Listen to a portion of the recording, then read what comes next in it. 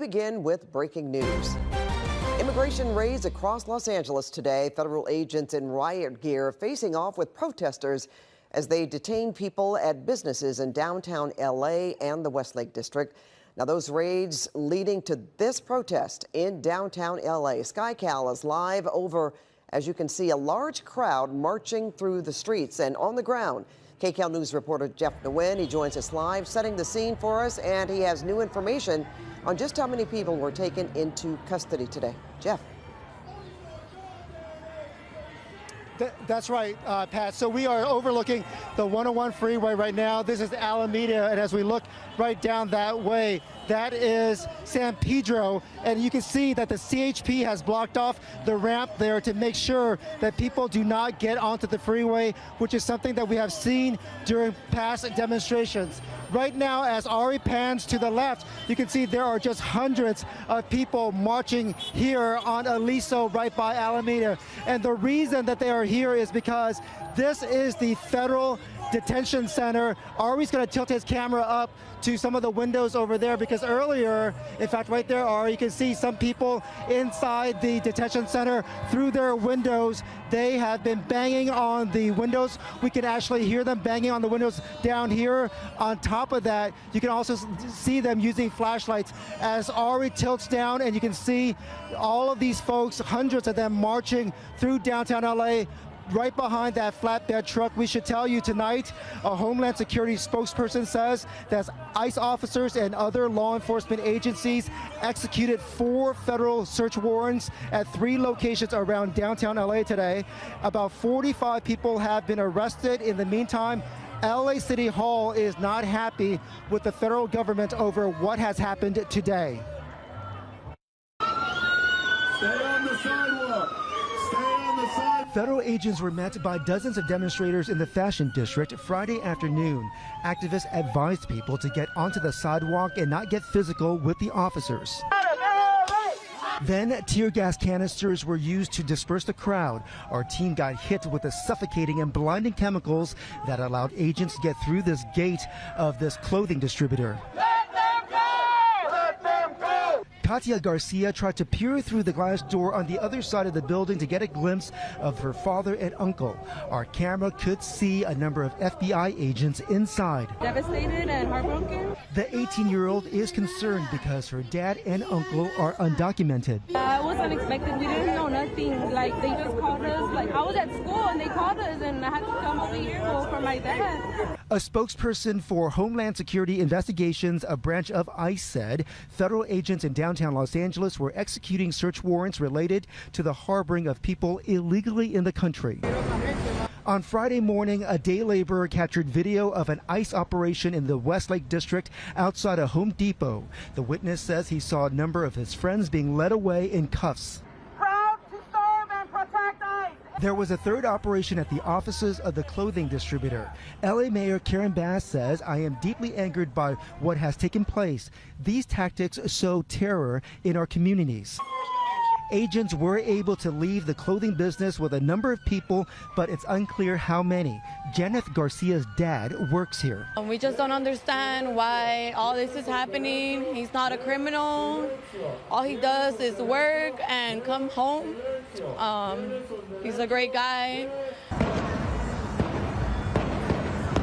Agents used a series of flashbangs as they drove away while the crowd surrounded their vehicles.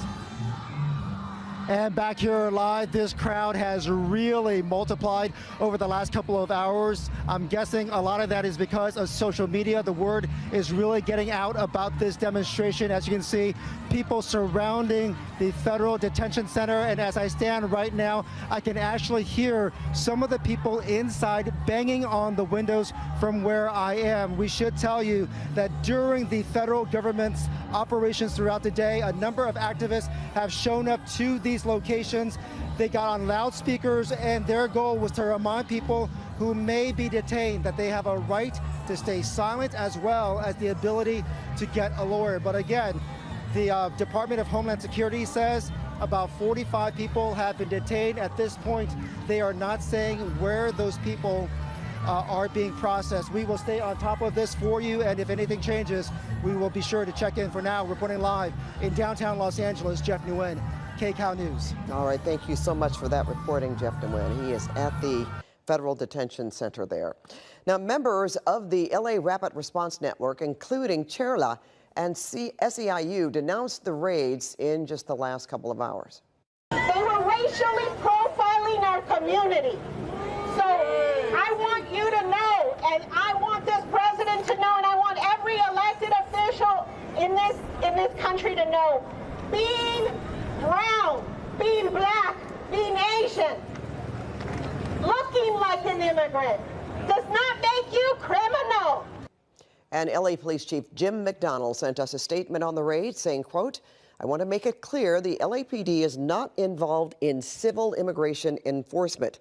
While the LAPD will continue to have a visible presence in all of our communities to ensure public safety, we will not assist or participate in any sort of mass deportations, nor will the LAPD try to determine an individual's immigration status." Well, let's bring in KCAL News assignment editor Mike Rogers at the desk. Now, Mike, once these people are detained, they are taken to a facility in downtown LA where Jeff Nguyen was. Yeah. And some advocates say that the conditions there are inhumane. Yeah, and you know, Pat, we caught up with an immigration attorney last night before these arrests even happened, already prompting concerns about what is going on inside of the Metropolitan Detention Center in downtown Los Angeles. Now, she says her client got a text message for him and his family to show up to have an appointment with ICE. She said that's unusual. They have scheduled appointments. They don't usually receive a text message. And when they got there, she quickly learned something was wrong and that her client was going to be detained by ICE. She says she has spoken with her client and she has great concerns about the conditions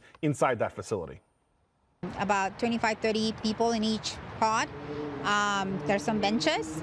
The vast majority of them are sitting and sleeping on the concrete. It's really cold. They're not being given blankets. Some of them don't even have sweaters. And the AC was really high. She says in addition to the lights turn off at 5 o'clock. She says there are no windows inside of the areas they're being held. She says her client and the other people being detained there are only given a juice box and some crackers each day for food. These are photos shared by an advocacy group who says there are about 200 people, now more than that after today's actions, but about 200 people as of yesterday that are being held in this facility, and they don't all have orders for deportation, including the woman that we spoke with. That attorney says her client actually has a stay by the Ninth Circuit Court of Appeals. She says she asked immigration officials, if my client is not legally allowed to be deported, why did you detain him? Because they can't. That was literally the reason they gave me. He has no criminal record.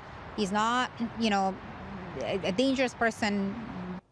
Pat, the Metropolitan Detention Center in downtown is a very long-standing federal detention center, and it is used for all kinds of different types of people that are being detained, from murderers on federal charges and to other types of federal charges. It is not just exclusively for immigration issues that are for people being held there. So the facility is already in use prior to this, and now certainly seeing an influx of people, and that advocacy group calls what's going on inside of those walls inhumane. Certainly today's actions drawing a lot more attention to that. And certainly nothing is going to happen over the weekend. Right. They will likely still be there. Yeah, absolutely. And Pat, I want to point out, we also did reach out to immigration officials about the concerns inside that facility. They did not respond to us.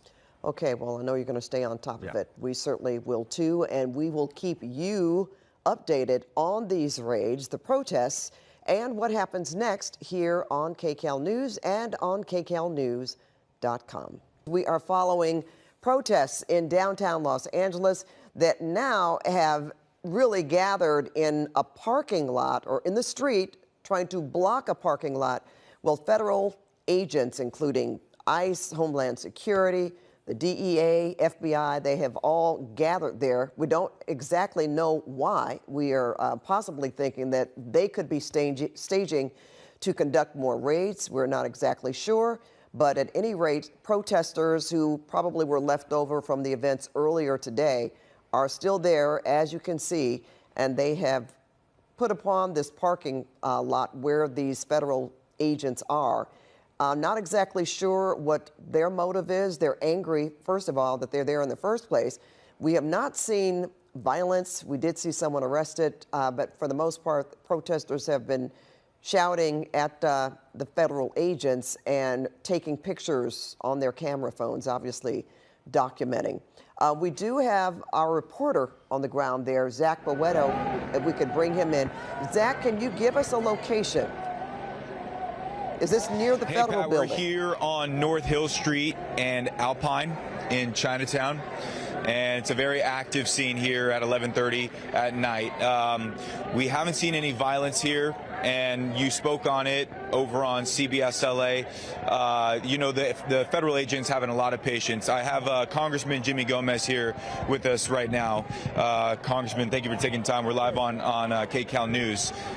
Can you put what is going on here this evening into words? Yeah, I just landed from Washington, D.C. Some people called me to come to observe and witness what's going on.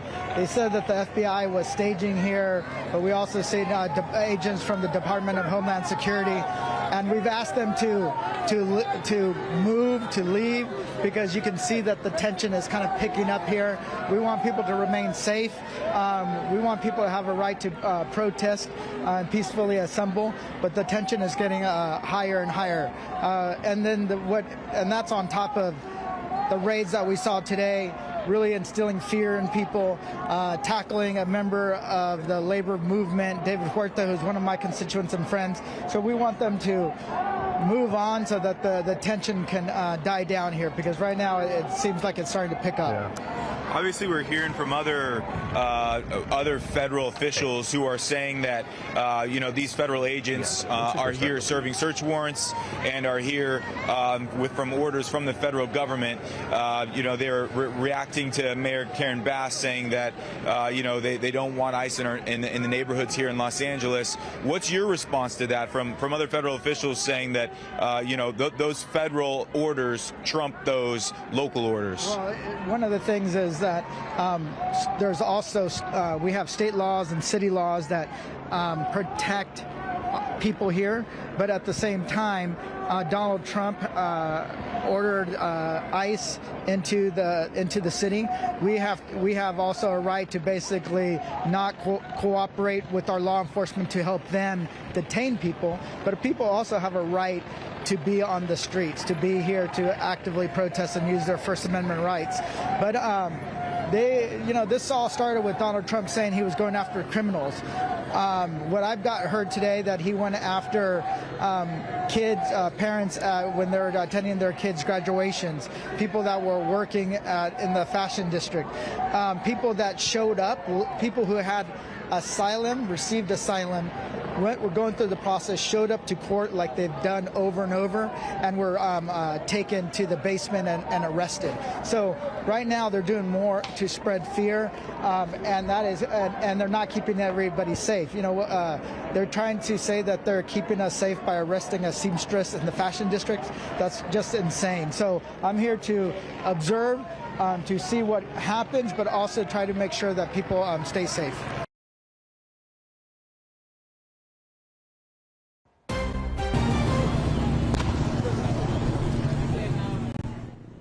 Breaking news, a car goes up in flames right in front of Dale's Donuts as protests in Paramount get out of control and spill into Compton.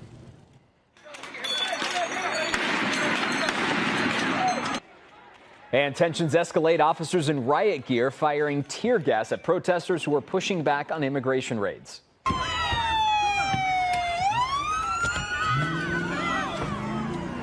Then people throwing stuff and banging on Border Patrol cars as they pass through crowds.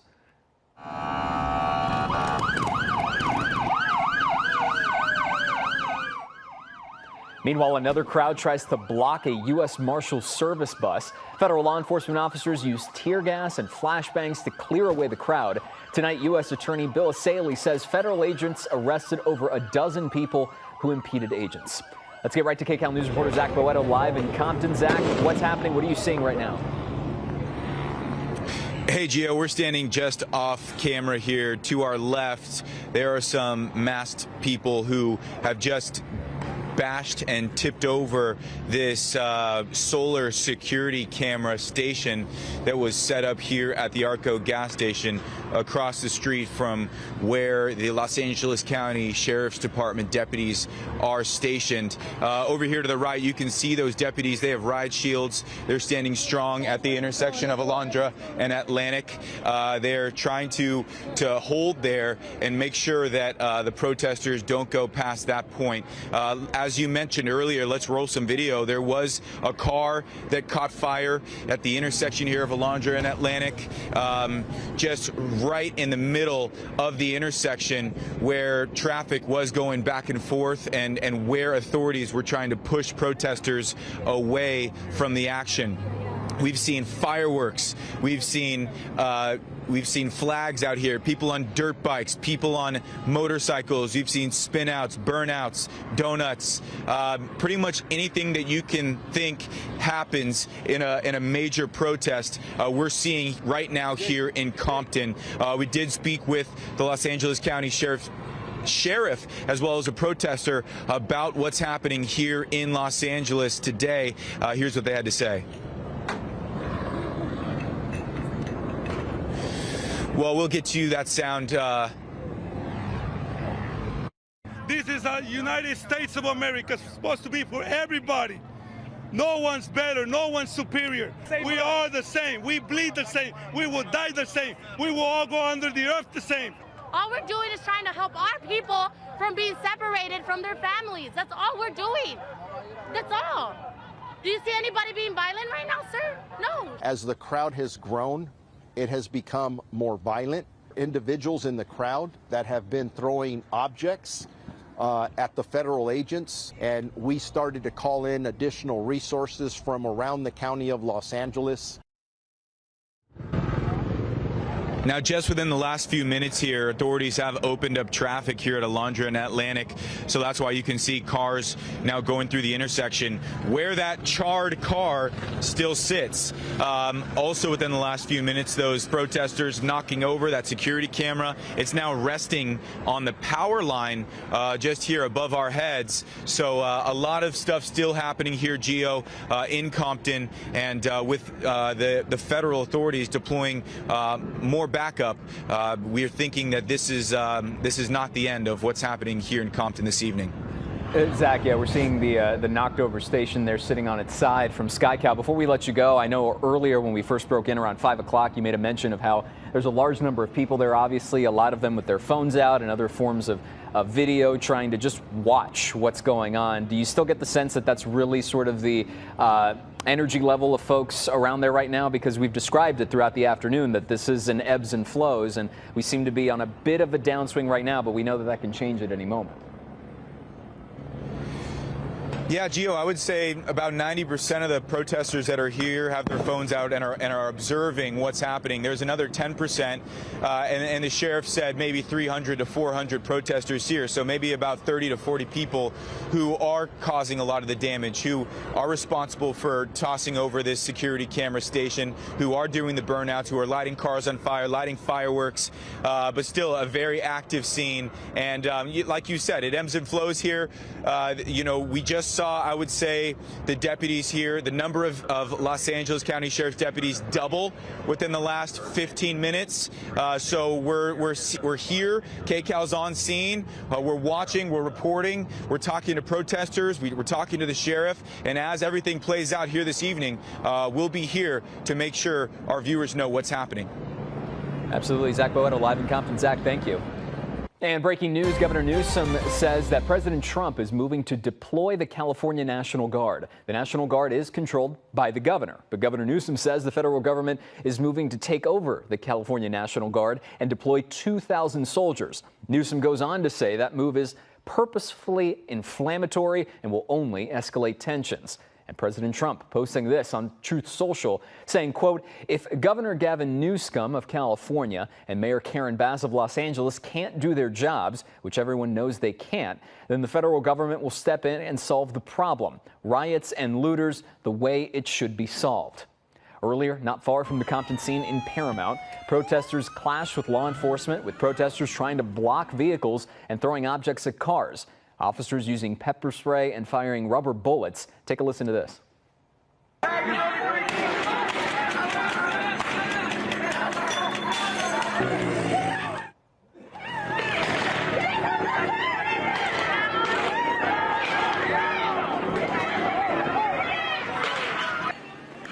And just before officers used tear gas and rubber bullets, protesters tried to block a U.S. Marshal bus from driving through the crowd.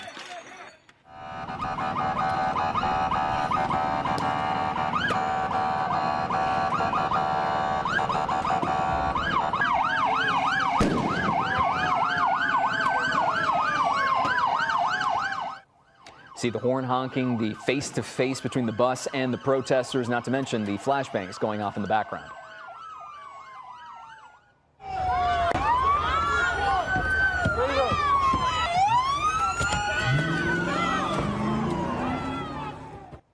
And this is another moment captured on camera. Protesters going face-to-face with a law enforcement vehicle and throwing what looked to be milk and other objects at a U.S. Customs and Border Patrol vehicle.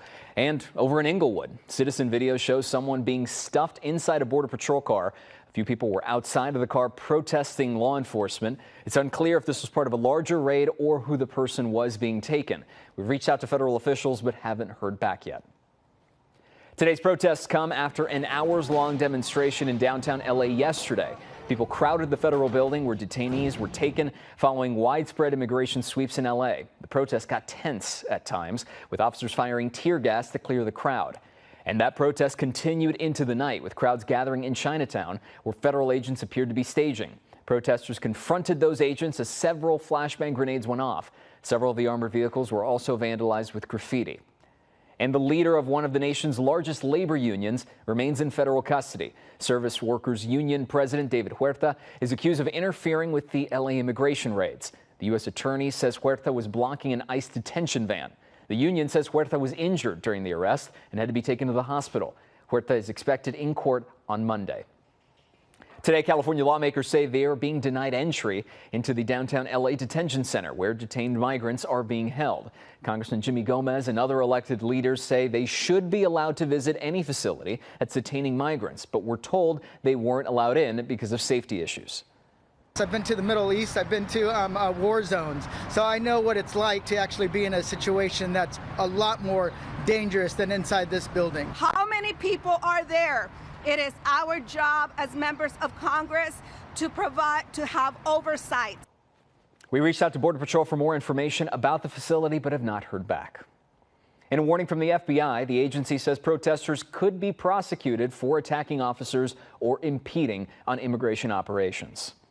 Let's take you back out live here from KCAL in Compton. You see sheriff's deputies on the move, a couple with those non-lethals up, getting ready. Who's to say what they're about to do, but this is sort of the tense situation that we're continuing to monitor in Compton right now. A line of sheriff's deputies and multiple vehicles just behind them at the intersection there of Alondra and Atlantic. We'll keep an eye on that as the evening progresses. And now at 8, breaking news. President Trump ordering the National Guard to deploy to Southern California in response to unrest and violence against federal immigration enforcement. Tonight, the White House says it's deploying 2,000 National Guard troops to L.A., saying, quote, the Trump administration has a zero-tolerance policy for criminal behavior and violence, especially when that violence is aimed at law enforcement officers trying to do their jobs. And Governor Newsom responding, saying, quote, the federal government is taking over the California National Guard and deploying 2,000 soldiers in Los Angeles, not because there is a shortage of law enforcement, but because they want a spectacle. And Defense Secretary Pete Hegseth says Marines at Camp Pendleton are also on standby at this hour to respond if necessary. Let's get live to KCAL News reporter Zach Boetta, who's been in Compton all day, where protesters have been facing off with law enforcement after setting a car on fire. Zach. Hey guys, in the last hour, deputies have since moved up Alondra closer to the 710 freeway on-ramp. They're now staged there and holding off protesters. Here behind me at the intersection that we've been standing at almost all day, Alondra and Atlantic, is basically now turned into a takeover where people are running and riding bikes and dirt bikes through the intersection. There's been a lot of trucks doing donuts here. Over to our left here, you can see that a security camera has been pushed over on this telephone pole. A lot of graffiti all over the businesses here in the intersection of Alondra and Atlantic, including Dave's Donuts here, an iconic location here in Compton. But as it turns to night here. Protesters at this intersection have started to settle down a little bit. And again, deputies have since moved toward the 710 freeway. Here we go with a car doing a donuts here in the intersection. That same intersection is the one you're looking at now, where the car caught fire. There was a white Kia that came into the intersection a few hours ago, caught fire, and that set off a lot of mayhem here in Compton. Fireworks from the protesters toward the deputies. Deputies then shooting pepper balls at protesters, shooting flashbangs at protesters. Protesters scattering at that point, and then it really got chaotic at that point. So within the last hour, again, deputies starting to retreat, and then it calming down here. We do have some sound from some protesters who we spoke with earlier today, as well as the sheriff. Let's go ahead and roll that. This is a United States of America. It's supposed to be for everybody. No one's better, no one's superior. We are the same. We bleed the same. We will die the same. We will all go under the earth the same. All we're doing is trying to help our people from being separated from their families. That's all we're doing. That's all.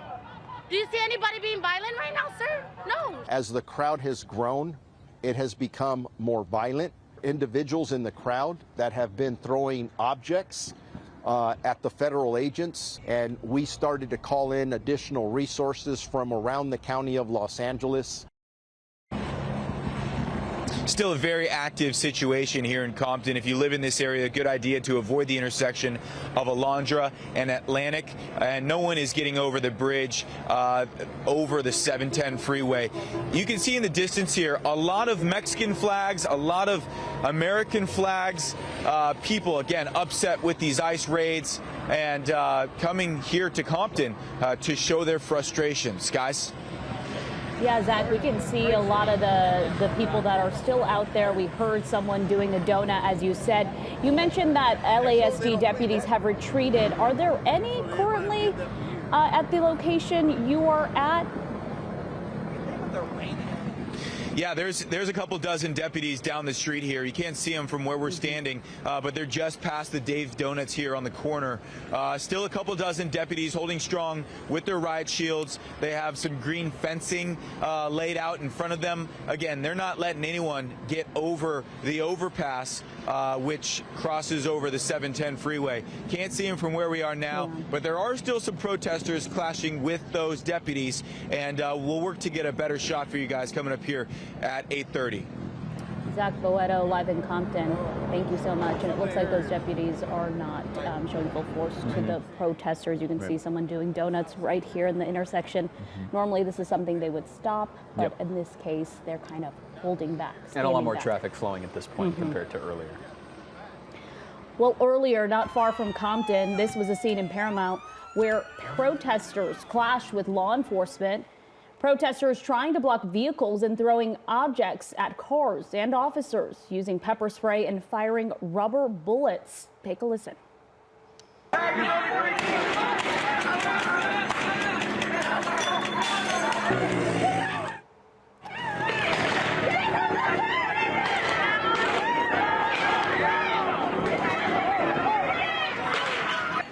Very intense scene there. Just before officers used tear gas and rubber bullets, protesters tried to block a U.S. Marshal bus from driving through that crowd.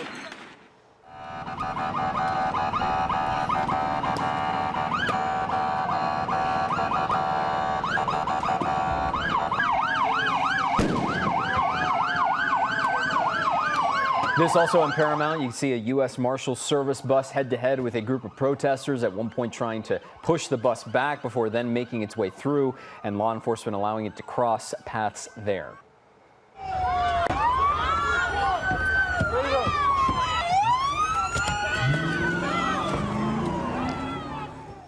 And another moment we showed you earlier this afternoon, a U.S.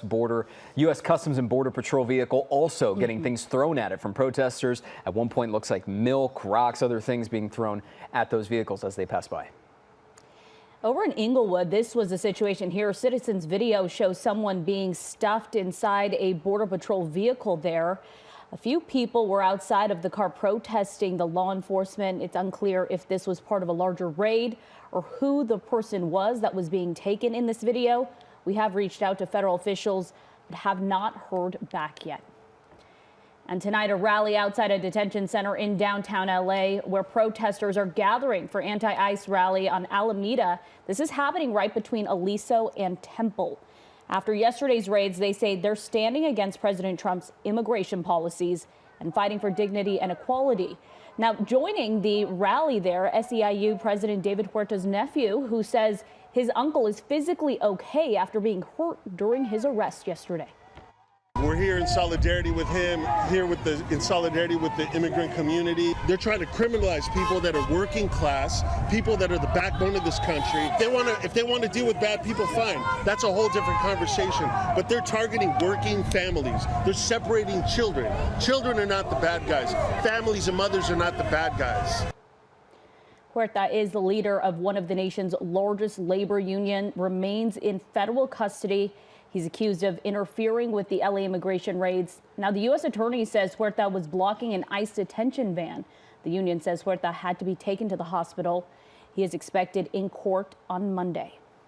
Today's protests come after an hours-long demonstration in downtown LA yesterday. People crowded the federal building where detainees were taken following widespread immigration sweeps in LA.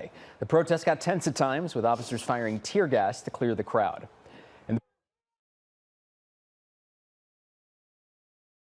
Where federal agents appeared to be staging.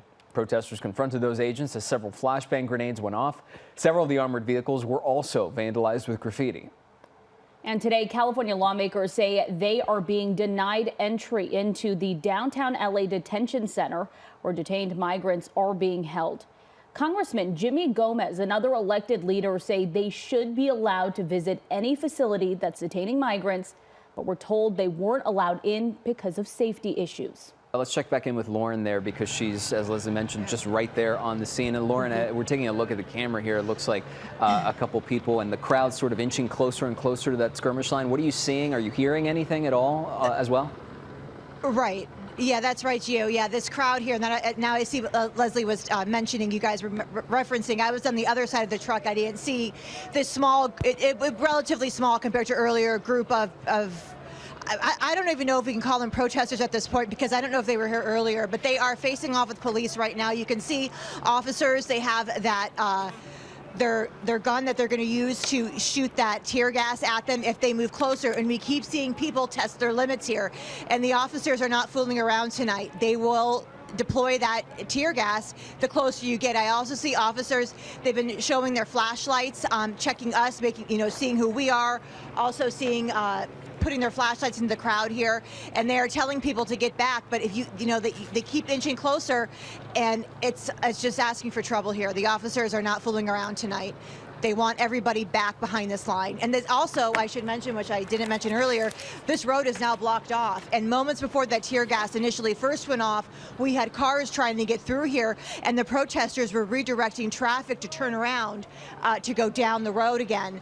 And then all of a sudden, things took a really dramatic turn. But yes, that's what we're seeing here. We also see people holding up signs here disapproving of ICE and antagonizing the police, telling them, I've heard them say, get another job, get out of here, you don't belong here. Just things like that are being said to the officers as they're on the line here, trying to hold everybody back. And Lauren, before we let you go, I sort of want to draw contrast again to what you were mentioning earlier when we first checked in with you, which was regarding the difference between what we're seeing now, what caused the agitation that then prompted tear gas being used versus what happened closer to, you've been there since 3 p.m. when you mentioned it was more peaceful protesting and a lot calmer. I mean, just sort of for anyone who might just be catching up, compare and contrast the difference between what you've been seeing throughout this entire evening. Gio, it's night and day. Earlier today, now as I'm talking, you're going to hear police sirens come by here. I'm not sure. Let me take a look here. Okay, looked like CHP. They're just turning around there. Yes, complete night and day. Earlier, it was an organized demonstration. People were out here. They had their signs. They were protesting. They were not blocking traffic. They were at the street at some points, but nothing too crazy. But you know, and this is, the line is moving, so we're going to move back as police move forward here because we don't want to get in their way. And, okay, we're going to wrap. Okay, we'll send it back to you. Okay, Lauren, get to safety. Thank you so much. We are being joined now by U.S. Attorney Bill Escalating, if we can get to that at this moment. Hi, U.S. Attorney. Thank you so much for joining us tonight. Thanks for having me. Okay, so first of all, we know President Trump has deployed the National Guard, 2,000 guardsmen. Newsom is calling it a spectacle, inflammatory. What is your response tonight? Look, the behavior we saw yesterday and today is just completely unacceptable. We have federal law enforcement agents engaged in lawful activities. They're executing search warrants. They're executing deportation orders. They're out doing targeted enforcement. And you have these agitators who are highly organized, highly coordinated, and they're coming out and they're impeding our investigations. They're assaulting officers. They're throwing Molotov cocktails. They're throwing rocks. They're injuring our officers. It is out of control. And since the state of California, the governor can't control his state, then yes, the federal government is going to step in. The National Guard's on its way, and we will have peace and order in Los Angeles. You mentioned earlier today that there were more federal law enforcement operations happening in LA County and that they would, quote, proceed as planned through the weekend. Is there a specific number of raids or enforcement operations that are going to be conducted that people can expect for the rest of the weekend into tomorrow night? Yeah, so let me be clear. There's no raids. Yesterday, we executed several search warrants at workplaces that are in violation of federal laws. There was a warrant signed by a federal judge. They're violating labor laws. They had fraudulent records they're using for their employees, all kinds of stuff. So we had warrants to go there. The other activities that we're doing this weekend and what will continue is the targeted enforcement. We're looking for criminal illegal aliens who have arrest warrants and final deportation orders. People have deportation orders. We're arresting really bad people out there. We're child abusers and violent criminals. We're getting them out of the country, and that's what the American people voted for. And that's going to continue. That's not stopping. And I want to get back to the situation currently in downtown LA. The video is playing as we're speaking with you, and we're watching law enforcement, you know, in this skirmish line as we're watching fireworks go off. What, if any, action has your office taken against some of these people that have impeded on these investigations? Yeah, so we've made over 20 arrests today. If someone is impeding a federal officer, if they're assaulting a federal officer, if they're damaging federal property, they are subject to federal prosecution, and we are doing that. I think what you're seeing on the TV today, that falls more under the state jurisdiction where you have an unlawful assembly, you're having riots, you're having disturbance of the peace. I know the sheriff's office was doing arrests today out in Paramount, and I suspect the LAPD will make appropriate arrests in downtown LA tonight. And going off of that, I sort of want to draw attention once again to really separating who is responsible for who, or rather who's operating what exactly, because I think there's a lot of confusion among viewers and perhaps anybody else watching at home as to who is doing what. And I know the Sheriff's Department issued a statement earlier today that they would not cooperate with federal authorities. But if you can, I want you to draw some distinctions for us as to who's doing what throughout this weekend. Sure. The federal government does have ongoing criminal and immigration enforcement operations. We have not asked the state or local officials to assist in that. We are doing that. The sheriffs and the local police are only getting involved when there's a public safety issue, when there's a danger to our agents or there's danger to members of the public in Los Angeles. There's a disturbance of the peace. They're getting involved from a public safety perspective. They are not involved in any of our immigration enforcement operations. You know, U.S. Attorney, something that the governor has come out to say with the National Guard coming in is that the National Guard really helped us through the Eaton fire, the Palisades fire, and built a sense of trust. He mentioned that having them come for a situation like this would break that trust. What is your response to that? I mean, they're there to restore order. Anyone who looks at the scene on your TV, look at that. It's out of control. What normal person, what member of the public feels comfortable being in downtown LA right now? Nobody. So I don't know what he's talking about. He needs to watch the TV and see what's going on. It's out of control. And since he can't control the state, he can't control the lawlessness, we'll do it for him. And that's what the president's doing. He's deploying the National Guard. We will have order in the city of Los Angeles. Well, to continue on that topic then, because I want to bring in the fact that the mayor said something regarding that as well, and I'm going to use her words directly, where she says, quote, "These tactics sow terror in our communities and disrupt basic principles of safety in our city." And there is an argument about, you know, executing lawful search warrants and et cetera, but then when it escalates into something like this, there are naturally a lot of people that are afraid. I wonder if you see at all any potential argument for the fact that perhaps it's almost overblowing to a degree and getting to a degree where sort of everybody has lost the handle on the wheel, so to speak. Well, we are in control of our operations. We have not canceled any of our operations. We have been successful in both our missions yesterday and today. So everything's going as planned on our front. What's out of control is the response by the agitators. And I will tell you, they appear to be highly coordinated and sophisticated. We saw union activists and organizers be involved in these efforts to resist our operations. So there's something going on here where you have this sophisticated resistance that's being mounted against the federal government. And we're looking into that. And we're going to look at who the leaders of those operations are. But look, we didn't cause this. I mean, this reaction is not normal. We are enforcing the law as written. We're not doing anything crazy or draconian. We're going to a judge. We're getting search warrants. We're getting arrest warrants. We're going to immigration court. We're enforcing immigration law. If they don't like it, they should talk to Congress. Congress writes the laws. We enforce the law. And U.S. Attorney, before we let you go here, we are watching, you know, some of these protesters throw fireworks right at the skirmish line in between these law enforcement officers. You can imagine how dangerous that situation is. But we're talking 2,000 National Guardsmen. Do we know when they will arrive here in L.A. and what that will look like? I think you can expect them to arrive relatively quickly within the next 24 hours. You're probably going to see their presence. And it is very dangerous, and we hope that all the LAPD officers remain safe out there. We don't want any officers to get hurt. We are imploring the public to not do this. Do not come out there. Do not agitate the officers. People, of course, have a First Amendment right to publicly and peacefully protest, but you don't have a right to throw objects or fireworks or rocks at police officers. That's not First Amendment. That's a crime. And a lot of these people who think they're getting away with it, we've got lots of video online and both surveillance videos. We have FBI teams working around the clock. We will identify you, we will find you, and we will come get you. So you are not safe. You can expect a visit at your door at some point. U.S. Attorney Bill Escalating for the Central District of California. Thank you so much for giving us a few minutes of your time this evening. Thanks for having me. Appreciate it.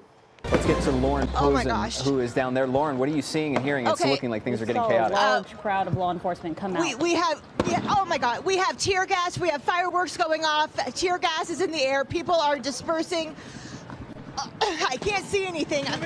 I'm sorry, I can't see anything. Lauren, yeah, back up if you can. We want you to be safe first and foremost. So, Lauren, please gather yourself, get to safety. Yeah. We know we have a chopper shot that we can take as well. Absolutely. Can we possibly take this chopper shot here? We want to get Lauren to safety. As you can hear, she can't really breathe in that area. Yeah. It sounds like a lot of tear gas. We saw that, right? You could see all the tear gas being deployed. And if you're in these situations, which being a reporter out there before I have been, it is very hard to breathe. And even something that Tom Waite was saying last night as he was in a similar area and feeling the after effects of some of that tear gas. We noticed that large group of law enforcement coming out of the building there, and the smoke's just kind of overtaken the area here in downtown LA, where we know that there were more protests scheduled or otherwise getting put together here. And you notice that canister looks like they're in the middle of the road. As traffic continues to sort of flow through here, and now a number of people are just kind of out and about, spreading across the intersection in the area out here. And what a moment as we were wrapping up that interview, just to see this large block of law enforcement. And now here's a slightly better look at it. It's hard to tell because it's getting dark, but if they have, yes, it looks like riot shields there that they have ready to go, and an assortment of other gear at the ready. And it looked like, Gio, there was a moment where we saw that gate just open up, and it was really an army of law enforcement come out, and immediately you saw them start to deploy that tear gas. Yes. And plenty of canisters. You could hear Lauren Posen, who was there on the ground. She couldn't breathe. She was coughing. If you're ever in these situations, you know your eyes itch. It's very, very hard to breathe, which is why you're seeing protesters now back up. Yep. Now, we didn't see what prompted No. them to use that force, although yesterday we did see, you know, a lot of the protesters yesterday were placing big garbage canisters or garbage cans right in front of those entrance and exit points. They were throwing stuff at law enforcement, and that mandated law enforcement there to use force. Now, tonight we were not able to see what really began that use of force, but you know what, we definitely saw it. You could see them just using those pepper spray, and then you can see they have non-lethal weapons as well. And this is just one slice of the grander picture, because we've seen similar tactics already being used earlier today when we were taking a look at Paramount. As now law enforcement there is stepping up and moving with a bit of haste there across the street. There's the metro rail, so it's kind of obstructing the view ever so slightly, but we're going to keep an eye on this and see where they go or how they establish themselves, as they have now moved onto the street here, and we'll see what exactly they're going to do. But I was going to mention how when we were back earlier in the day in Paramount and then in Compton, we were seeing sheriff's deputies in those cases shooting pepper balls and getting a firm reaction toward protesters and throwing tear gas and other non-lethals out in the area. But now that you see them there setting up some cones along the street. So we're hearing our Lauren Posen was able to get into her live truck. Lauren, first and foremost, how are you doing? Hi, Leslie. I'm so sorry about that. Things happened so quickly out here, and my back was turned to the camera, and all of a sudden we heard that big boom. And of course, that was a massive amount of tear gas that, I don't want to make this all about me, but it's all in my eyes, in my face, and my throat is burning. But that is the reaction with everybody here. And that was the purpose, to get people to move, because what was going on was protesters, and I'm going to call them agitators at this point. They were going up right to the doors there of the dock there and lighting off fireworks and basically antagonizing the police. And that is when they came out and they formed this skirmish line here. We've been out here since 3 o'clock. It was mostly peaceful, very nice demonstration. People had their signs, they were getting their voices heard. But this took a turn tonight, and that is why we are seeing this here. And you can see the presence of the law enforcement here. They were just getting way too close. Also, they were spray painting on the dock here of the federal prison, the detention center, excuse me, spray painting as well.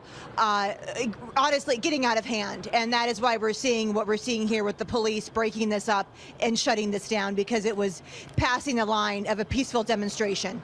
And that was an important context there, Lauren, because we were just commenting after you had to take a few minutes there to gather yourself, and we're glad to hear that you're doing okay, about what exactly caused that moment, because we were in the middle of talking with an immigration attorney, and then all of a sudden we just saw the live shot and tear gas just, you know, bombarding all over the street there. So thank you for pointing that out. Yeah. And, you know, it's interesting because then you see everything else just sort of operating, quote unquote, as normal. The bottom of your screen here from KCAL, for those of you watching at home, normal traffic, and then up top you see that skirmish line. And Lauren, so my question to you is, it seemed to have worked, and it seemed that a number of protesters and others at least moved significantly down the street to get away from everything. It did work, Gio, absolutely. I mean, the only people here that I see now in my corner here are, of course, our crew and the other journalists on the ground here. There are, oh, no, we have other fireworks going off over there. Well, I don't know. I don't think that came from police. I can't tell from where I'm at. But it does look like, I mean, there were over 100 people here. They have now gone away. And so this definitely is working. But I'll tell you, when they set off that tear gas, I mean, there was a huge cloud puff of smoke that just covered this whole area here, and it moved very quickly. And people were just running, and it became very chaotic and quite frankly, scary. That's what it's like here on the ground when these types of situations happen. Gonna be quite the traffic backup for many people. And you can see it looks like there are demonstrators just all along Alameda, the bridge there through downtown. Again, LAPD declaring this an unlawful assembly. Now, we have seen LAPD make several arrests. We have seen them use some of those pepper balls as well as tear gas in this area. And we've been monitoring the situation here for hours now. We know that this started at the federal building in downtown LA and has now spread again to the 101 freeway. I have Mike Rogers joining me now. Hi, Mike. You know, monitoring the situation, it's a chaotic scene on the 101 freeway. This is moved from the federal building over to the freeway. LAPD now shutting down that freeway. It looks like some of the people are making their way back onto city streets, but just not enough of them. Lori Perez, we know, is also on the ground near the 101. Lori, what is the situation where you're currently at? Yeah, we're at the intersection of Aliso and Alameda, and right now, I'm going to turn you around because it does appear that LAPD is beginning to make a forward approach towards this crowd of protesters that have been facing off with them at this intersection. I don't know what precipitated that, because I'll tell you, where we are, it's really been a lot of people, but peaceful, just, yelling, of course, chanting and facing off with the officers. But at this corner in particular, there had not been anything aggressive that we saw. But in the last few seconds, all of a sudden, there's been some amplification of what's happening, and now the volume is getting higher, and we did see LAPD, the line start to move forward. So we'll keep an eye on that. But as Mike was saying, I mean, there's stuff going on everywhere. If we could swing back around towards the freeway, we're overlooking the freeway here, where CHP continues to stand in the freeway. The freeway remains closed. You can see all of the protesters on the overpass. Every few minutes or so, we do see them leading a protester down this on-ramp with handcuffs on. Probably due to, of course, some sort of escalation up on the top there. But other than that, a few minutes ago, we also did see some protesters throwing things down onto the freeway. You can see on the freeway there, things are littered around where those officers are. But you see on the other side, heading northbound, there is some traffic now being allowed to go through. So that's some progress that they have made in the last hour since we have been here. These southbound lanes, though, do remain closed off. For the time being. There are so many people at this on-ramp who could make their way down here should they be so inclined. And I want to also swing around, if I can, one more time to this building over here. This is the detention center where many of the people who are being taken into custody, the undocumented people, are being held, and they are knocking on the windows. You might be able to see a flashlight shaking in the window. They are continually knocking. There's knocking on the windows, waving to the crowd down here, and then the crowd down here in turn waving back at them, raising their hands in support. So that's just another, instance of things happening here all around us with this tremendous crowd here. As Lauren said, there's a lot of things going on. But I just wanted to give you a sense of what's happening here, and I think I hear someone talking, so I'm going to send it back to you. We're going to let you go. We want to go back to that Waymo situation you were at earlier. Mike Rogers, this Waymo's on fire now. Yeah, it is. And this is going to be a situation. These are electric vehicles. Yeah. So these are batteries that will burn and burn and burn and burn and burn and will burn in a toxic way. Yeah, they're very dangerous. This is not a good situation. And it's not just one either down there. Right. Now. You've got that one that's on fire. But look, I mean, they're still going at the other one. You've got a lot of very specific technology on there that will burn for a long time. These batteries, when they burn, I mean, we've seen these situations. These lithium-ion batteries can burn for hours and hours and hours and hours, and it's not a good situation. It is a toxic burn as well. Yeah. And I can't tell if it's gotten to that part of the car there. Well, it looks like it has. It's underneath, because the batteries are generally underneath of those cars. So that's going to burn for a long time. And I don't imagine a situation where the fire department comes in and tries to deal with this. This scene is way too chaotic and way too dangerous for fire department to come in here and deal with this. I hear LAPD trying to gain kind of control of this situation, but they don't have it right now. And this car is going to burn for a while. We'll see if they set the other one on fire too. But right now you've got this Waymo on fire. We did reach out to Waymo guys because I'm curious to see if they're going to restrict app from sending cars into downtown LA, certainly that seems like it would be a good decision at this point. But now the situation escalating to cars on fire. I know we saw that yesterday as well. You see this person stomping on the windshield of that Waymo. So this is, again, escalating into a situation that is only going to get worse. This car is going to burn for a long time, and it's going to burn via what's called a dirty burn. It's not good to have these things catch fire. Take a look down on the ground there. You can see some of the officers now on the move, the CHP officers now making their way back to their vehicles there, and they are still on alert. You can imagine they want to move these vehicles. Well, we're going to see if they're going to even attempt to move them out, because there are so many things still being thrown at the cars. And as you mentioned, Mike, one had its airbags deploy, so that's not, yeah, they're they're not going to have to going tow to be able that. to move that. And I'm trying to tell, and John in SkyCal, I don't know if you can tell me too, where they're continuing to get these rocks from. I can't tell if they're breaking off parts of the concrete and that's what they're throwing, but there's, I mean, well, there's a firework. But they seem to have kind of a never-ending flow of John, I'm looking at you on a monitor over here, but they seem to have like a never-ending flow of concrete or rocks that they're able to get and throw down there.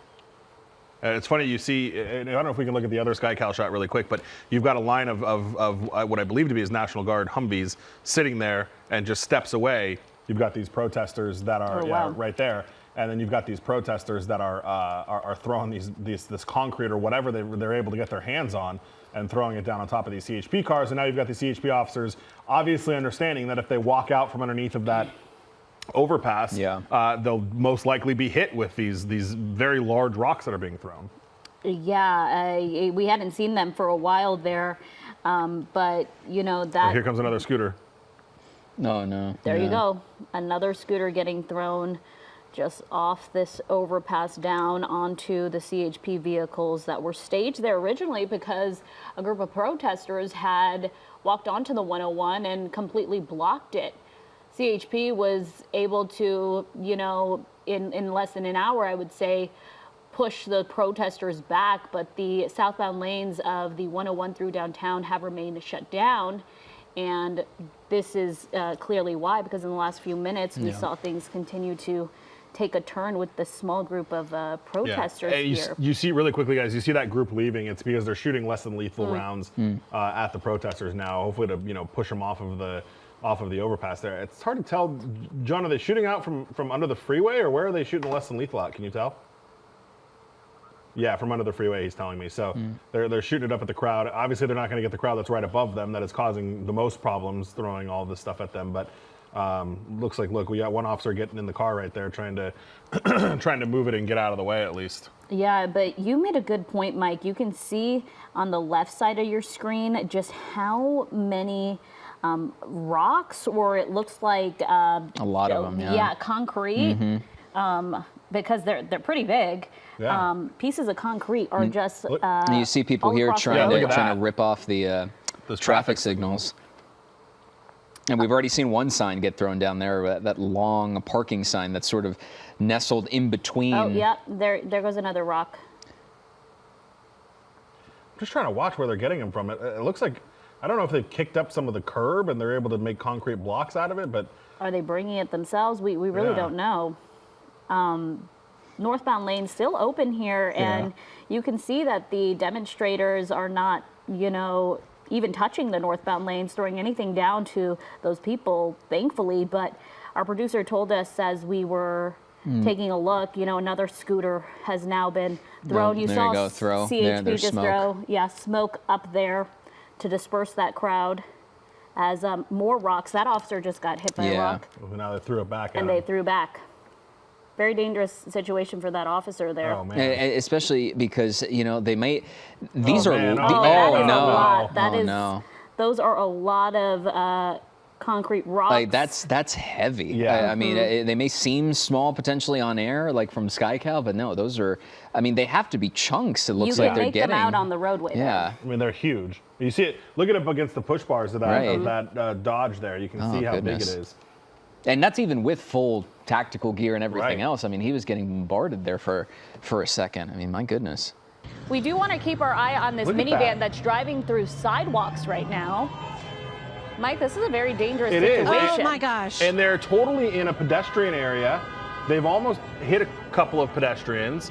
You've got the fire on the right-hand side of the street. I mean, this is very, very quickly transitioned into chaos in multiple parts of downtown. You've got the fire at First and Spring. You've got this really hectic location where Lori is at. And now you've got this minivan that is driving through pedestrian areas with absolutely no regard to anybody. The right side of your picture is now Lauren Posen's live shot where that fire is growing in size as well.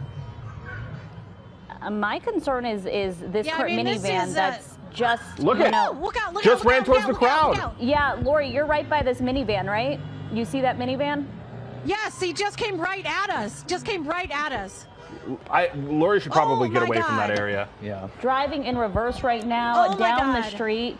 This person was throwing something out of the minivan, and we don't know who they are, how many people are in that minivan.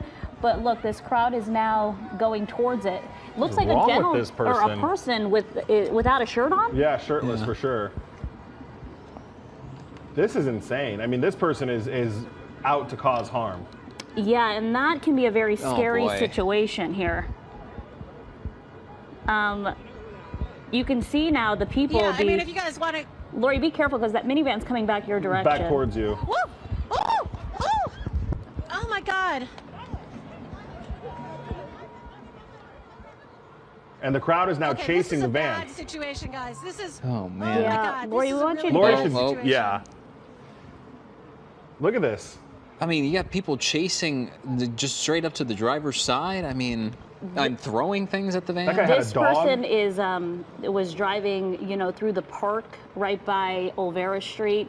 They were throwing stuff out of their vehicle, doing donuts in the middle of the roadway. And you know, I don't know if law enforcement even has an eye on this person, but this is Union Station now. And I will tell you, you know, Mojo just mentioned we had seen that same minivan up over near the overpass. It was the guy was leaning out of the window. He was, you know, jawing at the police officers, jawing at CHP, and they kept trying to tell him to get out of there, get out of there. He just kept yapping and yapping. That's the same guy. So obviously something's happening with him. This, I mean, this is insanity. I don't even know what's happening now. I mean, look at this behind me. This is. He clipped the back end of that bicyclist, and the bicycle went flying. Yeah, it's just zooming through here right Yeah, now. Just that parked guy. at I think Union he's Station. on something. I don't know, but. It parked at Union Station briefly and then just fired the van back up and just kept driving and clearly going incredibly fast. I mean, my goodness. This person doesn't have a shirt on. They look highly agitated, and now you can see making their way through the back end of Union Station. They're gonna hit a dead end here, I think. No, they're not. They're gonna keep going. Or train tracks right there. There is a lot happening right now. Yeah. Almost hitting that law enforcement vehicle, that metro vehicle, and take a look going into the parking lot here. I think he's in the backside of Union Station now because there's an Amtrak train right there. Yeah. Meanwhile, the dumpster fire is getting bigger right now. I mean, you almost want to say it's incredibly fortunate and lucky that nobody was hit head on by this minivan. I can't believe they weren't. Yeah, it's just terrifying to look at right now in a multitude of ways. Well, obviously all this on the right side of your screen is still going on as well.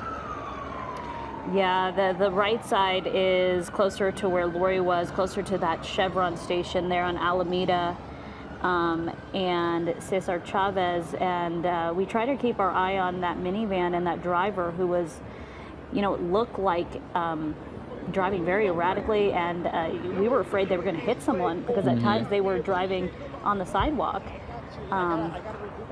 So we'll keep our eye on this situation if we can find that driver again. But we want to get to our Lauren Posen because we know she's near Metro headquarters where this fire is now getting larger and larger, and the crowd is as well. Yeah, Leslie, that's right.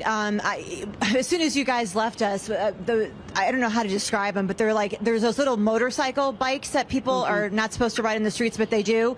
They went in like circles. They were doing donuts right in front of where that fire is, and setting off more fireworks. And it looks like from where I'm at, that fire is getting bigger. I see someone, oh, there we go, another firework. And I'm telling you, I've been out here now for 2 days, and I have heard these flash bombs go off and these fireworks go off, and it still startles me every single time. That's how loud it is, even though we're a block away. It is so loud, you just get jolted. What else can I tell you? I see there's patrol cars making their way around, but I see smoke. That's probably from that firebomb that just went off, the fireworks there.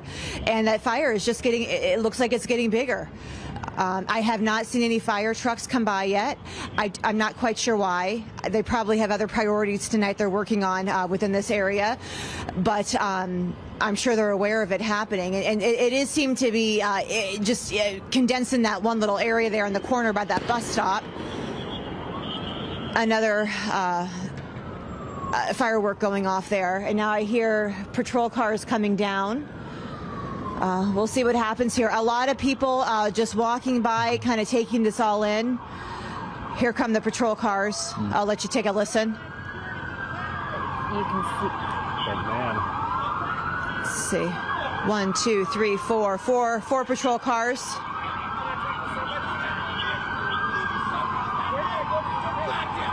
And you can see what I'm talking about here. Now, well, see, the traffic is still going, but, usually when you got patrol cars behind you, you have to move out of the way, but that's not happening here. I also hear people revving up their engines over where the fire is. Okay, here come the patrol cars.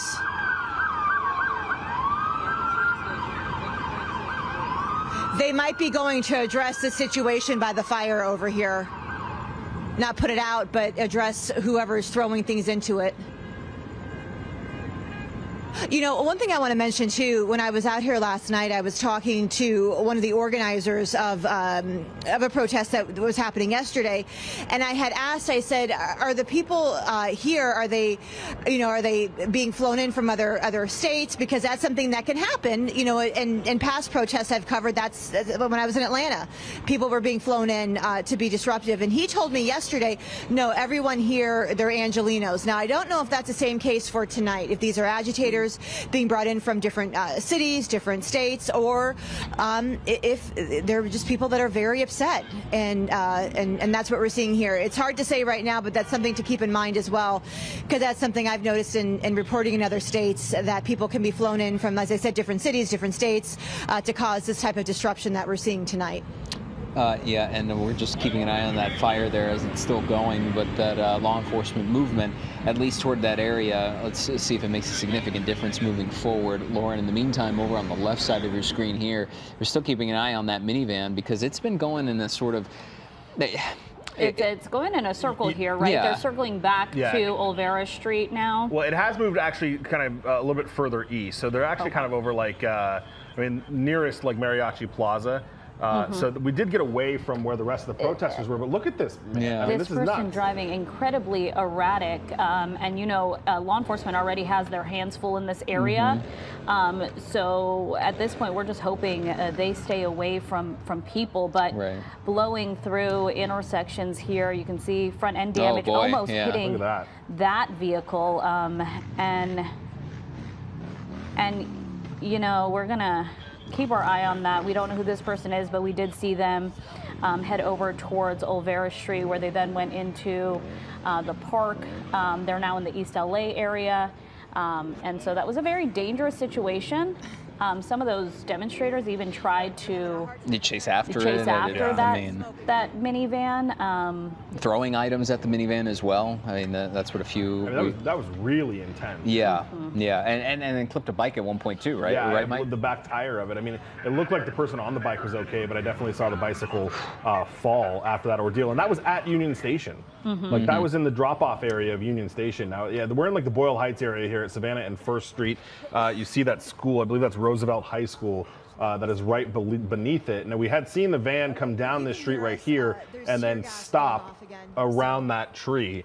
So I don't know where it went now, but hopefully it's stopped and not continuing to drive the way it was.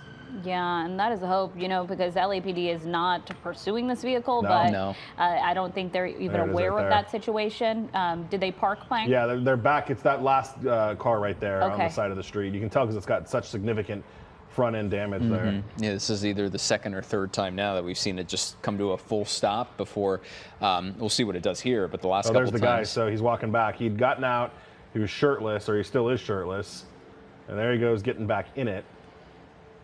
Yeah, that's a really dangerous situation because he was throwing things at some of the people, and you don't know, is he angry, you know, with the protest? Under the influence. Is he under the influence? Is he just not, you know, is he having a mental health episode? We don't know. We're keeping an eye on that, but then on the other side, you're seeing sparks come from that large fire there outside LAPD headquarters. We saw a massive amount of patrol cars make their way down there, but I don't know if Lauren can hear me. Lauren, are officers making their way to that area, or did they go ahead and stage somewhere else?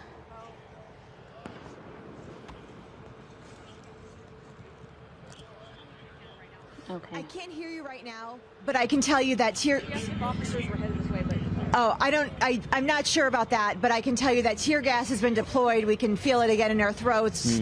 Not as intense as last night, but definitely you can taste it. He's switching cars. I'm trying to get reconnected right now. Oh, wow. Lauren, while we reestablish that connection with you, we'll give you a few minutes if you need it. This keeps getting stranger and stranger, really, with on the left side of your screen with this minivan. Mike, were you saying he was switching cars? Is that what we're looking at right now? So the van, and I don't know what he's doing, but so you got the van. Oh, here comes law enforcement. Oh, so this is sheriff. Okay. Well, that's the best thing that could have happened. Yeah.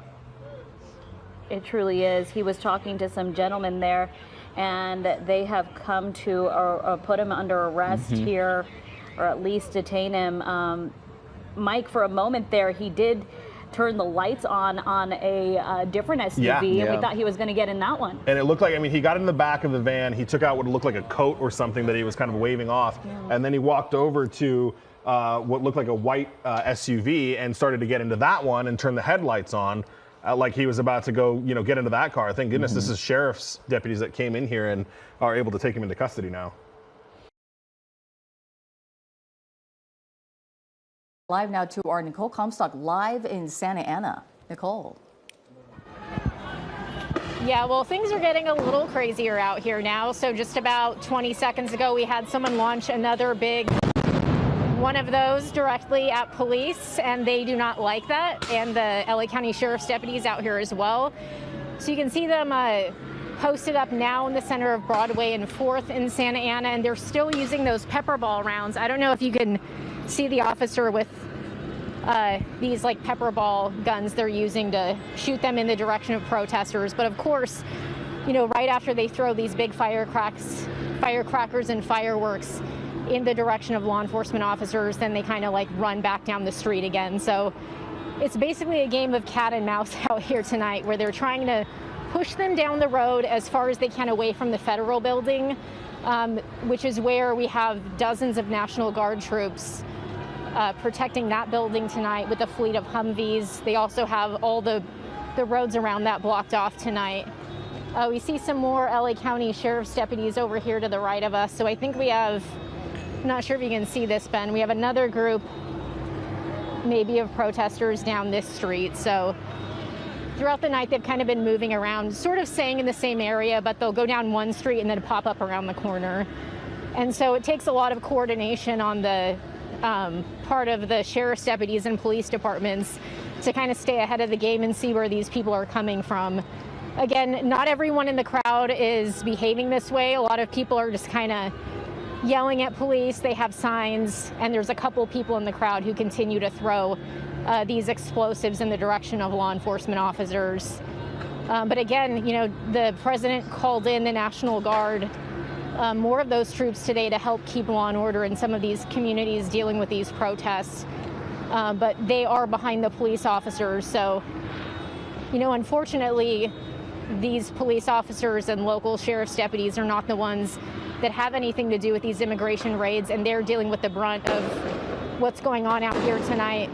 Another thing we're seeing is just a ton of graffiti on a lot of the buildings downtown here, and some of them are just small businesses like coffee shops that have, you know, derogatory messages about ICE scrolled on the side of them now. So, you know, you wonder how much money it costs to clean up the graffiti, clean up the trash, whatever other things are vandalized, and just the amount of overtime all of these law enforcement officers, you know, are going to rack up being out here to make sure that businesses don't get broken into and people don't get hurt out here.